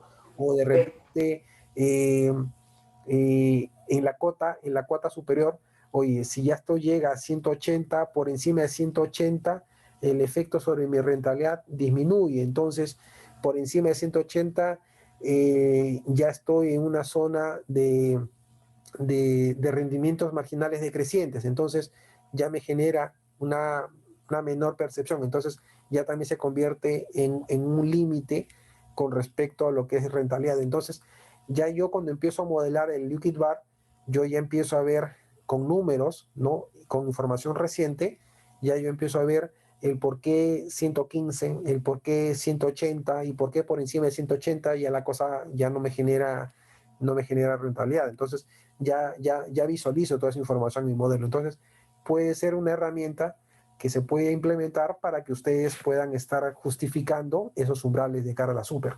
Entonces, todo eso forma parte de la parte cuantitativa de liquidez que muchas veces ayuda para sustentar los límites, para replantear límites, ¿no? Y que eso obviamente se va monitoreando el día a día, ¿no? De forma diaria se va monitoreando esta evolución. ¿Ustedes tienen algo así de Liquid Bar? ¿Han hecho alguna metodología de Liquid Bar? Sí, sí, justamente el responsable maneja este tema de los bares, ¿no? Son como información histórica pasada y él ha hecho, digamos, un tema de flujos de variaciones, ¿no es cierto? Sí, claro. Ese es ya, sí, bajo esa base obviamente hace los análisis sobre liquidez que pide normalmente la gerencia, ¿no? Ah, ya, perfecto. Sí, sí, Eso, sí, sí claro, lo usa. Ajá. eso ayuda a sustentar los límites. Ya, Eso, pero como te digo, él no lo ve, por ejemplo, para él es mientras más liquidez tengamos, mejor, ¿no? No hay ese tema de rentabilidad, él no observa, digamos, el tema sobre la rentabilidad. Él solo tiene que ver con liquidez y mientras tengamos más, mucho mejor, ¿no? ah, Entonces, ahora que tú me estás abriendo un poco más, digamos, enseñándome estos temas, ya estoy entendiendo que, o sea, sí deberíamos en algún momento nosotros dar a conocer cuál podría ser el límite máximo para contribuir con la rentabilidad de la empresa, ¿no? Total, nos debemos realmente al accionista, ¿no? Y claro, es algo que no deben dejar de perder la vista, algo que no deben perder la visión en esa parte, porque sí, pues al final, si tú dices, no, oye, mientras más liquidez es mejor, eso puede ser bien de cara a tu grupo de clientes, pero de cara al accionista, pues más liquidez significa pues menos rentabilidad. Entonces, ¿cuál es el punto de quiebre? ¿Hasta cuánto yo estoy dispuesto a manejar liquidez con desmedro o sin desmedro de una afectación de rentabilidad? Entonces, ahí yo también sustento, ¿no? El por qué debo tener, pues, ciertos, controlar también, no excederme, ¿no? De ciertos límites que puedan generarme una afectación negativa sobre mi rentabilidad. Entonces, la gestión de liquidez, por eso te digo, ¿no? Es una zona híbrida entre la gestión financiera y la gestión de riesgos, que obviamente riesgos no incide directamente sobre la rentabilidad, pero sí puede advertir esa zona de riesgo que puede darse por un exceso de liquidez, ¿no? Importante porque yo puedo apoyarme en algunos indicadores que son indicadores de alertas tempranas, ¿no? Que pueden darse ante un cambio en la tendencia y que eso me pueda advertir una situación de riesgo. Entonces, por ejemplo, la disminución del TOSE, el aumento del gap de monedas, la disminución de la duración de los pasivos, ¿no? El incremento de la morosidad, el deterioro de la rentabilidad de la cartera, pues todo efecto que pueda generarme que pueda tener un impacto sobre la liquidez puede convertirse en una alerta temprana, ¿no? Y si yo estoy monitoreando el efecto sobre rentabilidad, pues el cálculo de rentabilidad lo genera el ALCO, lo genera finanzas, y yo voy viendo ese efecto de la rentabilidad sobre la evolución de mis indicadores. Entonces ya se puede correlacionar esa información y tener más sustento para poder observar de repente alguna estrategia de negocio que de repente pueda ser, de repente puede estar faltándole agresividad para el tema de negocio, eh, sin ver, obviamente, sin tomar en cuenta el efecto directo sobre rentabilidad. Entonces, hay algunos aspectos en los cuales yo entiendo la lógica de la superintendencia es asegurar, ¿no? Garantizar liquidez, pero también mucha liquidez no es buena. Entonces, hay que encontrar cuál es ese punto de quiebre donde el exceso de liquidez ya me genera a mí un efecto negativo. Entonces, el proceso de monitoreo, Disculpa, sí, ¿puedes regresar a la diapo sí, anterior? sí. Veo este tema de las alertas tempranas, disminución de la duración promedio de los pasivos. Ah, ¿cómo podemos monitorear este tema? Por En ejemplo, función de los plazos de vencimiento sí, sí, de sí, mis plazos fijos. sí, claro, claro. Tú puedes, Ya, lanzas una campaña de, no sé, pues, de 2 años y de sí. repente el mercado te está ganando y lo haces a 360, luego lo bajas a 180. Esa disminución, esa disminución de la duración de tus pasivos te va a obligar a un riesgo de volver a levantar dinero, de repente una tasa mucho más cara que te afecta finalmente tu rentabilidad. Que genera es, pero también existe el riesgo de que levantes dinero a más caras. Entonces, es un escenario de tasas al alza, ¿no? Si hay un escenario de tasas al alza, pues tus plazos cortos de obligaciones, de vencimientos, te van a exigir que tú levantes cada vez dinero más caro. Entonces, no es la situación actual. La situación actual ha habido una reducción de tasas, ¿no? En este caso, lo que tú estás viendo ahora, estás fondeándote a tasas promedio menores que antes, ¿no? Porque las tasas han ido a la baja. Pero cuando las tasas están en alza, un plazo corto de duración de un pasivo te puede obligar o te puede llevar a que tu próximo renovación lo hagas a una tasa mayor. Y como las tasas Es, pasivos son más claro, sensibles a tasas, las del activo no se ajustan tan rápido. Entonces, ahí vas a tener un efecto también sobre tu rentabilidad. ese ha sido un error, digamos, que se ha cometido, bueno, negocios dice que ha sido culpa de nosotros, ¿no? Porque no les hemos dicho que habían ya varios pasivos que se estaban venciendo y venían pues con tasas de 9 algunos de hasta de 10% anual. Ya estamos nosotros con 3.5, vienen y empiezan a cancelar y ya no quieren regresar entonces, pero te ofrezco oye, estoy ofreciendo el 3.5, te ofrezco el 4, nada, bueno, entonces es cancelación segura, ¿no? Y Sí, claro. eso nos ha pasado, Pero mira, pero acaba de decir algo que es que lo he enfocado mal en negocio, el ALCO, porque eso no es responsabilidad tuya. Tú puedes ser el haber informado, tener dentro de por tu... no haber alertado, dijeron. Exactamente. Si es un tema de alertamiento, sí. Pues por eso es importante este tema de la duración, ¿no? Cómo están tus vencimientos para que tú los tengas mapeado y el área de negocios, el ALCO, pueda saber, oye, mira, pues voy a tener que hacer algo porque se me están yendo recursos caros y no los voy a poder reponer a una tasa similar. Entonces, ¿qué hago? Entonces, ahí vienen las decisiones, ahí vienen las estrategias. Entonces, mucho esto lo que se ve es esa interacción permanente de riesgos con ALCO. Entonces, ALCO tiene que estar siempre alerta de toda esta información para que ellos tomen las decisiones nuevamente para que tengan el menor impacto posible sobre la rentabilidad de la empresa. ¿Entiendes? Claro, conforme, está bien. Claro, sí, nosotros no alertamos que ya se vencían los pasivos. Bueno, esa fue la responsabilidad nuestra, ¿no? Pero efectivamente yo también considero que ellos debieron tener mejores ya o estrategias de negociación definidas. El tema es que ellos dicen, no tuve porque tú no me has dicho, ¿no? Es Tú que, no me has alertado. claro, es que es la típica respuesta, ¿no? El hecho que tú no les hayas alertado no les quita a ellos su responsabilidad de también haber estado haciendo su monitoreo de vencimientos. Entonces, si ellos son los dueños del negocio, ellos tienen que saber qué se les vence, a qué tasa promedio, a qué plazo, para que ellos vayan a definir sus propias estrategias. Entonces, si, por ejemplo, a mí me argumentaban, es que tú no me informaste, yo me decía, oye, disculpa, yo monitoreo riesgos, yo no monitoreo los negocios. Tú como ALCO, tú has tenido que haber estado revisando eso. Que tú me puedas alegar que yo no te he informado o yo no te he alertado el vencimiento, puede ser, pero es tu responsabilidad estar monitoreando la evolución de tu cartera. Por eso es activos y pasivos. Ellos tienen que estar viendo cómo está el balance estructural, plazos, tasas, monedas y su efecto sobre balance. Tú advertir el riesgo de esas decisiones sobre mercado y liquidez. Perfecto. ¿Entiendes por qué la importancia de hablar de un riesgo de balance? Porque Sí, es pues sí. lo que te están diciendo, eso es riesgo de balance. Es el efecto de liquidez, tasas y tipos de cambio sobre balance. Es por eso la importancia. Es por eso la importancia. En Banking Book lo vamos a ver.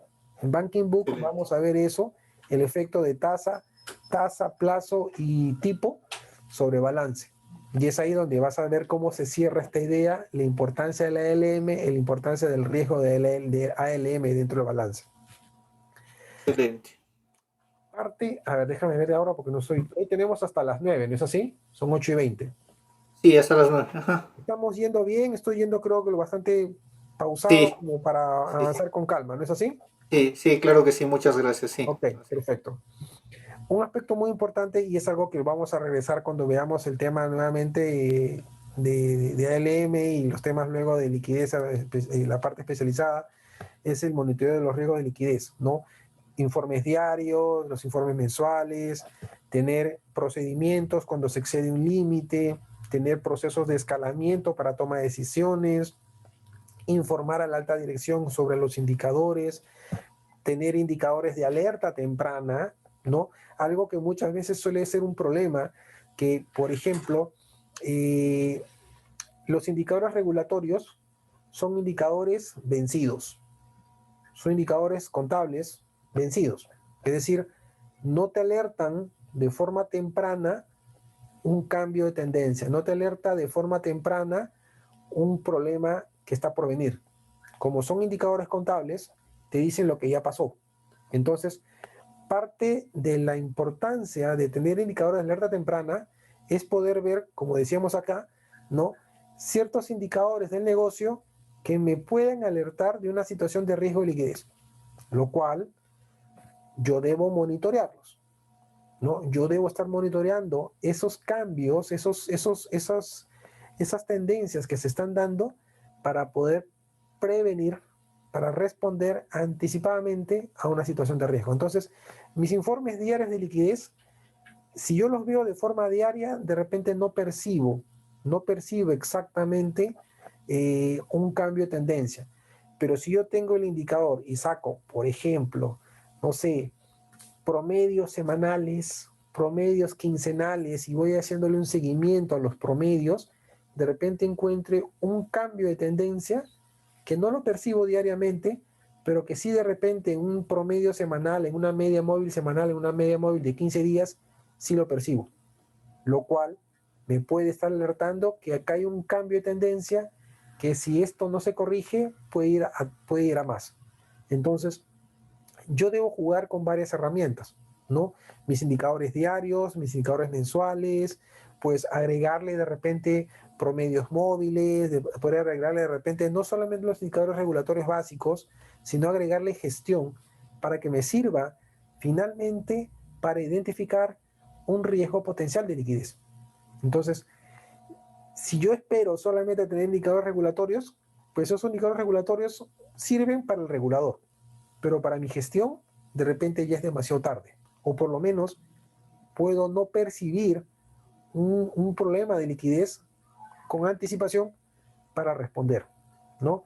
Por un lado, y por otro lado, establecer procedimientos cuando se exceden esos límites. ¿Qué hacer? ¿Qué hacer cuando hay una alerta que se activa? ¿Cómo responder? ¿A quién escalar? ¿Cómo escalar? ¿No?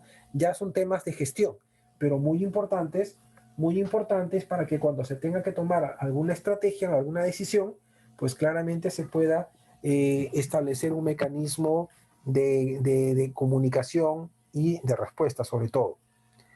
Y sobre todo, un aspecto muy importante es el tema de las pruebas de estrés, los escenarios, lo que te decía, ¿no? Normalmente estamos acostumbrados a ver pruebas de estrés a nivel de indicadores de mercado, precios, portafolio de negociaciones, ¿no? Tenemos ahí en Trading Book, hacemos escenarios de más o menos fluctuaciones del tipo de cambio del 10 al 20%, perfecto, ¿no? Que es lo normal, pero también en liquidez podemos hacer escenarios, podemos simular escenarios de estrés específicos o sistémicos o combinarlos para poder ver el efecto sobre mi balance estructural. Oye, ¿qué pasa si es que, no sé, la salida de CTS que está en promedio de 10 puntos, pues se dispara a 20 puntos? Cómo me afecta eso a mi flujo? ¿Cómo afecta a mi rentabilidad? ¿Cómo le pega eso al costo fondeo? ¿No? Nuevamente, hay que estar evaluando, generando escenarios de estrés, simular escenarios y ver los efectos y compararlos con mi tolerancia al riesgo. Ver cuánto más puedo tolerar una desviación ante este escenario de estrés. Que si no se permite o que no se puede aceptar esa desviación, pues claramente corregir, tomar alguna acción que me permita claramente pues prevenir una situación de riesgo. Entonces, muchas de las pruebas de estrés lo que se busca es simular escenarios, estresar un escenario para poder ver cuál es la respuesta que puede darse a nivel de mi balance y establecer una estrategia como una contramedida, ¿no? ¿Para qué? Para poder evaluar, de repente tener más activos líquidos, de repente buscar fondeo de más largo plazo, pues fondearme o buscar depósitos a plazo de repente de 3 años en adelante, ¿no? De repente, eh, eh, no sé, se me ocurre de repente buscar una duración promedio de mis créditos, si yo tenía duración de créditos de 36 o 24, o bajarlos a 12 de repente, ¿no? O de repente reforzar las estrategias de recuperaciones para que con eso, esa liquidez que me genere, pues me sirva para poder reforzar la salida de depósitos. Entonces, empezar a ver qué estrategias se pueden disponer para controlar este tema es muy importante. Mucho de lo que se ve dentro de lo que son pruebas de estrés es, por ejemplo, disminución de depósitos, ¿no? Pérdida de valor de los activos líquidos, ¿no? La no disponibilidad de fuentes de fondeo, mercado interbancario, de DOS, COFIDE, ¿no? ¿Qué pasa si, ¿no? ¿Qué pasa si no se cuenta con esto? ¿Qué pasa si pierdo esta línea? ¿Cómo me afecta? ¿Cómo me afecta mi liquidez? ¿Qué estrategias puedo establecer como una contramedida? ¿No?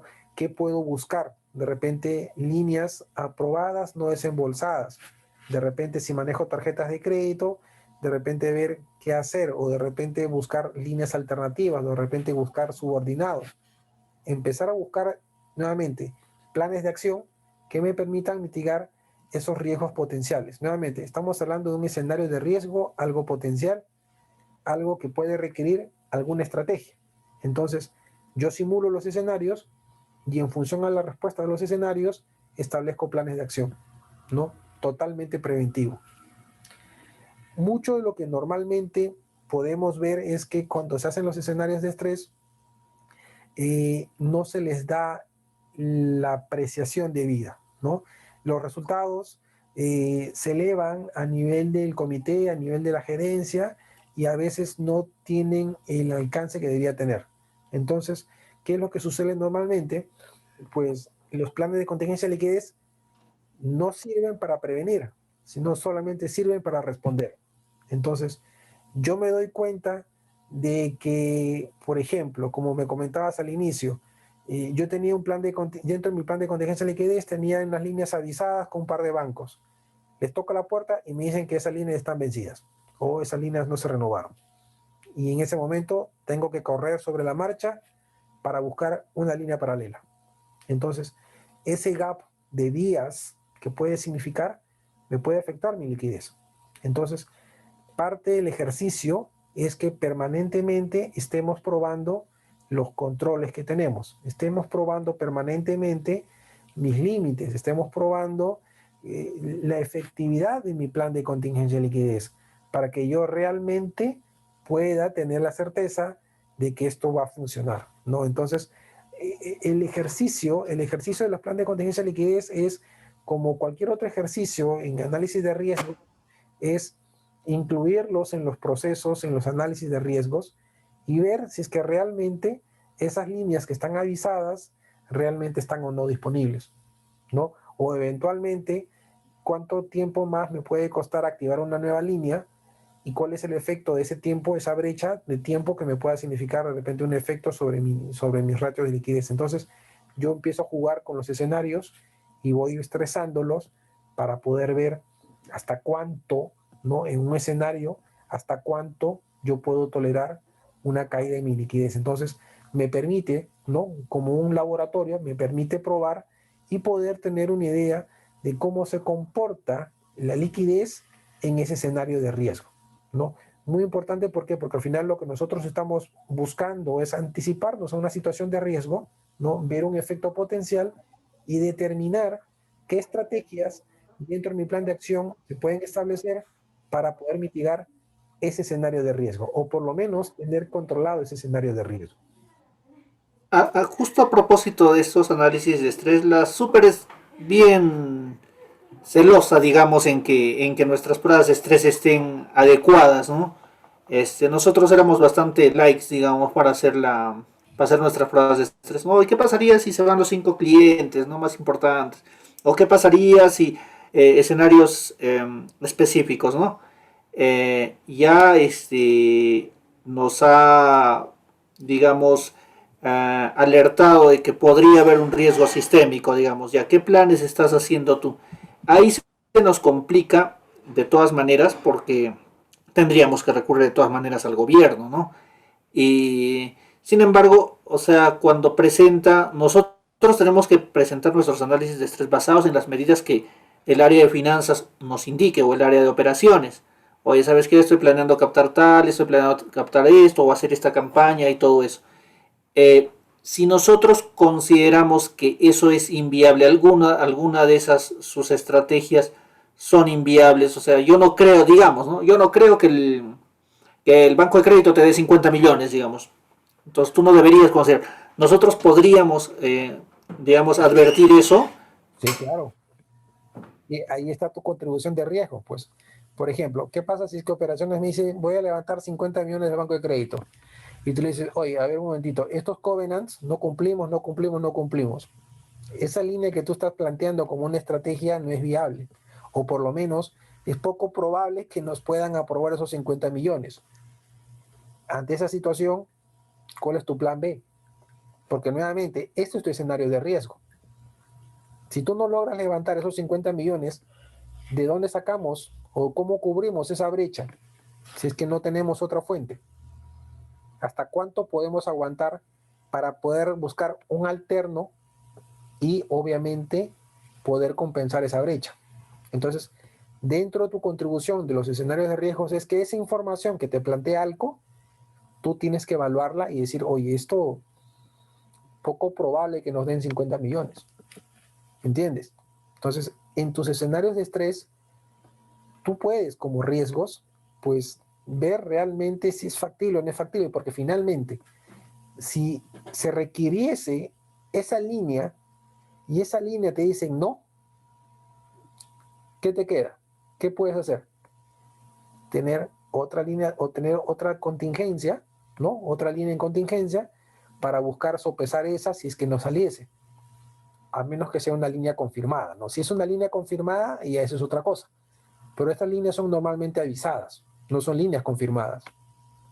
Entonces, dentro del análisis de estrés, tú puedes contemplar lo que te plantea el área de negocio y tú, obviamente, con tu conocimiento sobre el producto, sobre la línea, puedes también observar, porque finalmente si tú ves que es poco probable que el banco de crédito te dé 50 millones, pues tú puedes decir, oye, esta estrategia no es viable, el banco no te va a dar esto, ¿por qué? No cumplimos esto, o estos covenants no tenemos, o no tenemos estos, no cumplimos estos acuerdos, y es poco probable que nos den. Entonces, puedes tú también rebatir eso.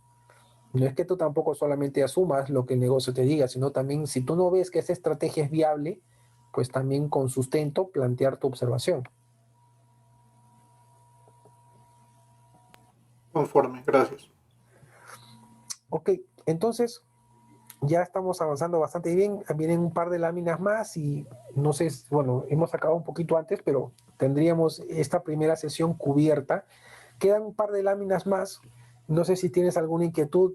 Vamos a cerrar un par de ideas más y hasta acá avanzaríamos el día de hoy. La sesión de mañana, yo te voy a compartir ahora en una carpeta, en Google Drive, te voy a compartir las presentaciones de acá, las que vienen en adelante, las hojas de cálculo, material que te va a servir para lectura, para enriquecer tu lectura, temas de LM, temas de Banking Book, temas de Trading Book, para que lo tengas.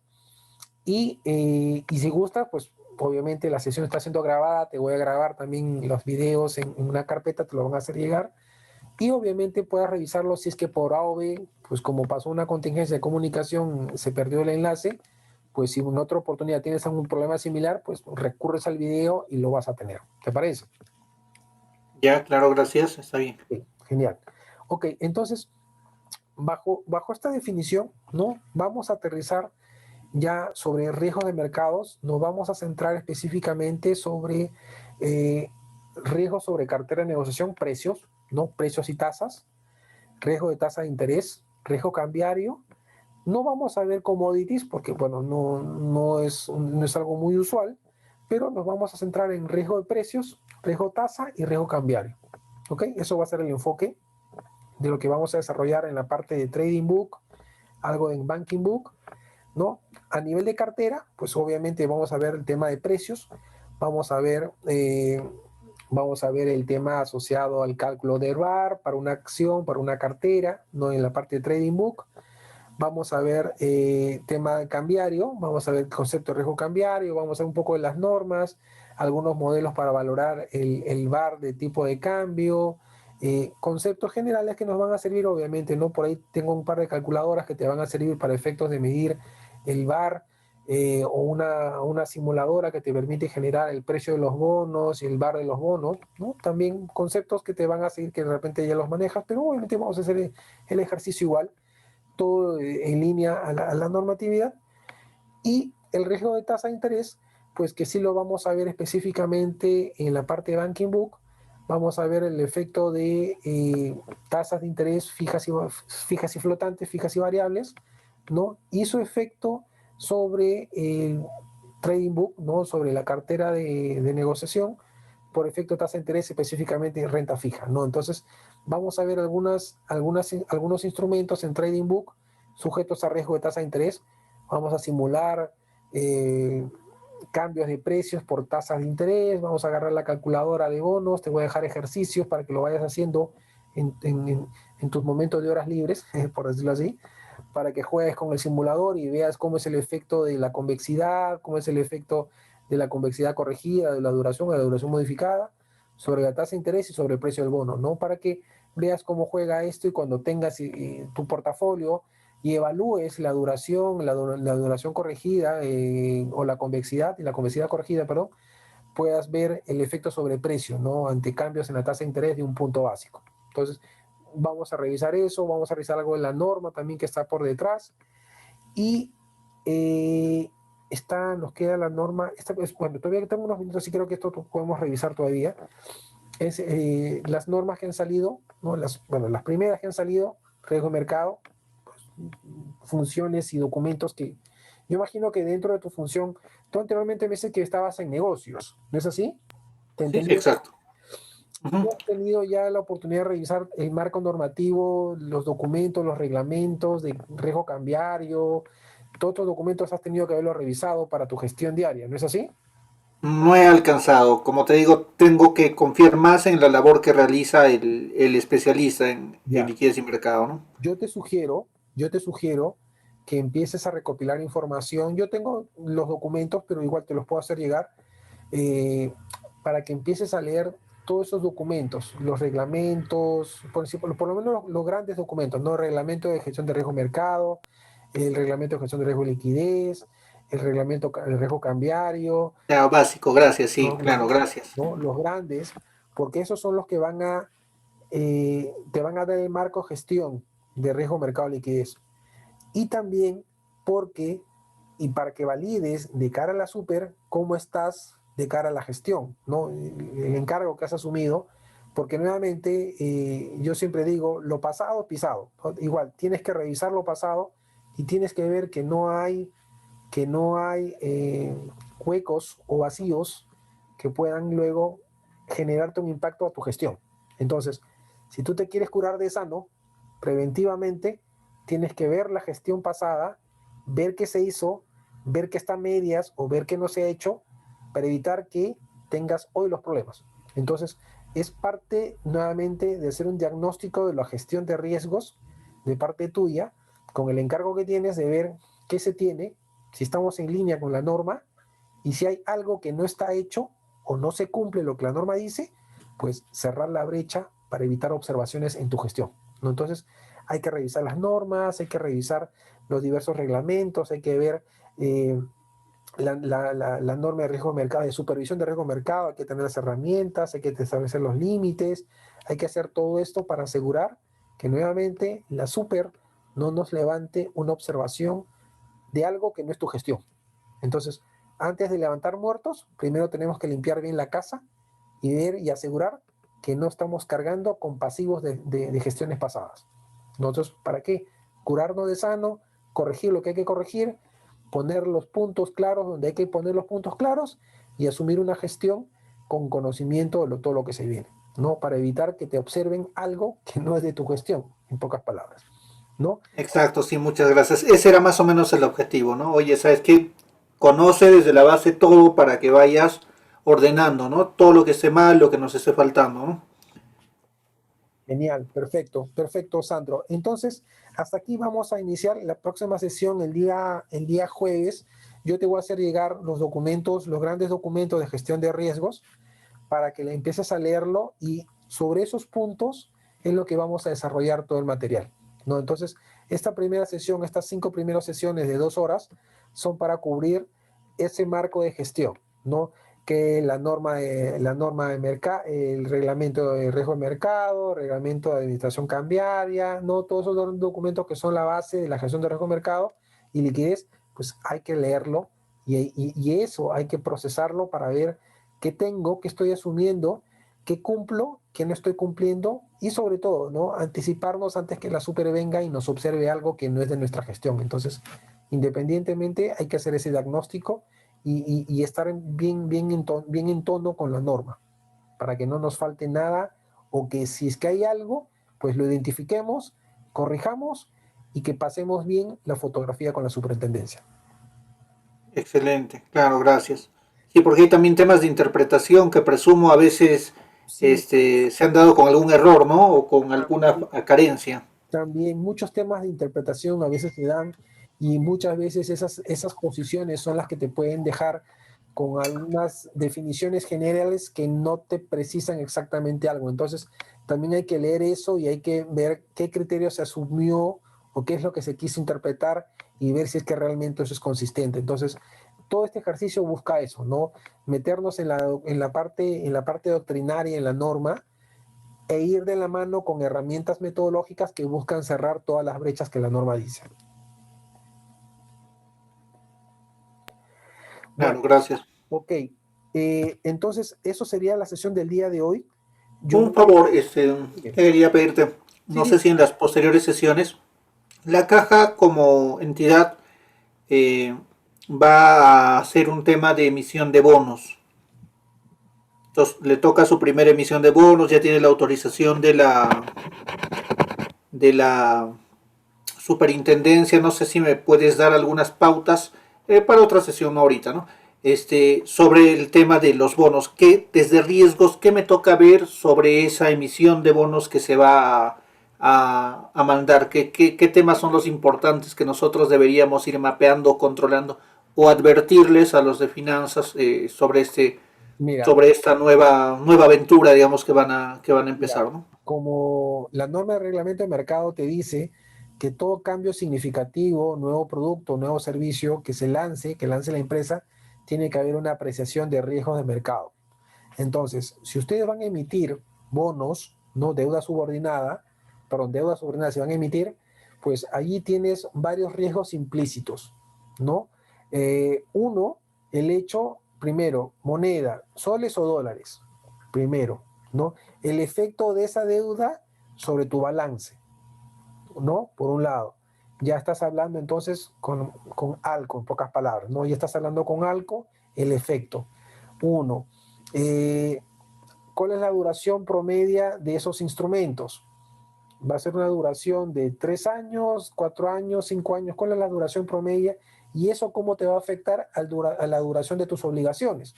Porque nuevamente, al nivel de balance, si tú tienes una duración promedia de 4 años, ponle, y tus activos tienen una duración de 12 meses, un año, pues ahí ya hay un pequeño desbalance.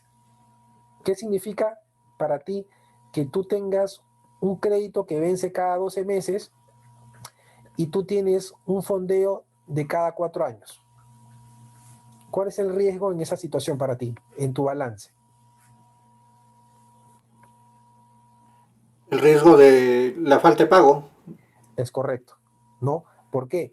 Porque tú tienes cada 12 meses, tú tienes que garantizar que para que tú calces con tus obligaciones de 4 años, tú tienes que lograr que tus créditos, ¿no? Calcen con tus pasivos. Entonces, tú tendrías que tener que en promedio tus clientes busquen la renovación de tus créditos cada 3 años por lo menos, para que exista algo de equilibrio entre lo que tú estás captando con lo que estás colocando. Si las tasas de interés suben, ¿ok?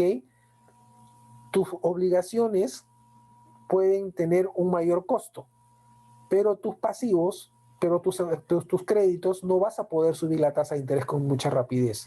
Entonces, el efecto inmediato va a ser, si tú tienes más obligaciones, la duración promedio de tus pasivos son de 4 años y tus activos son de un año, y hay un riesgo de tasa, hay un incremento de tasa, el efecto que va a haber inmediato va a ser sobre, nuevamente, rentabilidad, porque te va a costar más el pasivo y no vas a poder colocarlo a nivel de tus activos por el tema de la que no es tan flexible las tasas de interés a nivel de los créditos para incrementar las tasas. Entonces ahí ya tienes un primer efecto. Si tú te vas a fondear en dólares, por ejemplo, si tú te vas a financiar esa deuda subordinada, va a ser, por ejemplo, en soles o en dólares, tienes que ver el efecto sobre tu balance por el riesgo cambiario. Dos, tres, el tema de liquidez. Con esa deuda subordinada vas a lograr una mejor liquidez, perfecto. Pero ¿qué estás sacrificando con respecto a tener un exceso de liquidez? De repente estás sacrificando rentabilidad. Tienes que hablar el efecto de la rentabilidad, el efecto de la liquidez sobre la rentabilidad. ¿No? Entonces, hay varias cosas que puedes tener. Yo tengo por ahí un documento de análisis de riesgo de deuda subordinada en el mercado de liquidez que te puede servir para que veas y enfoques tu análisis de riesgos desde el punto de vista del mercado de liquidez para poder afrontar un cambio que pueda significar la emisión de deuda subordinada. Aparte está el tema de riesgo crediticio, aparte está el tema de riesgo operacional, ¿no? Aspectos importantes que tienen que ver con la apreciación de riesgos con respecto a un cambio en el entorno operativo de negocios tecnológicos que puede significar la apreciación de riesgos con respecto a este nuevo producto. Entonces, Claro. hay muchas implicancias que desde el punto de vista de riesgos puede significar y eso obviamente amerita una evaluación. Claro, exacto, no, ya a nivel de riesgo de crédito, o sea, ya se están haciendo una idea más o menos, ¿no? De cada área sobre lo que ya más o menos va a implicar en el tema de créditos, en el tema de operacional, ¿no? Ya se han dado algunos lineamientos porque sí, pues se supone que la SBS ya nos autorizó, yo no entiendo por qué, porque nosotros como riesgos no hemos hecho una opinión desde la gestión integral, solo hubo una opinión parcial del área de liquidez y mercado a la inversión en sí, ¿no? A la propuesta en sí, no ni siquiera a la inversión específica.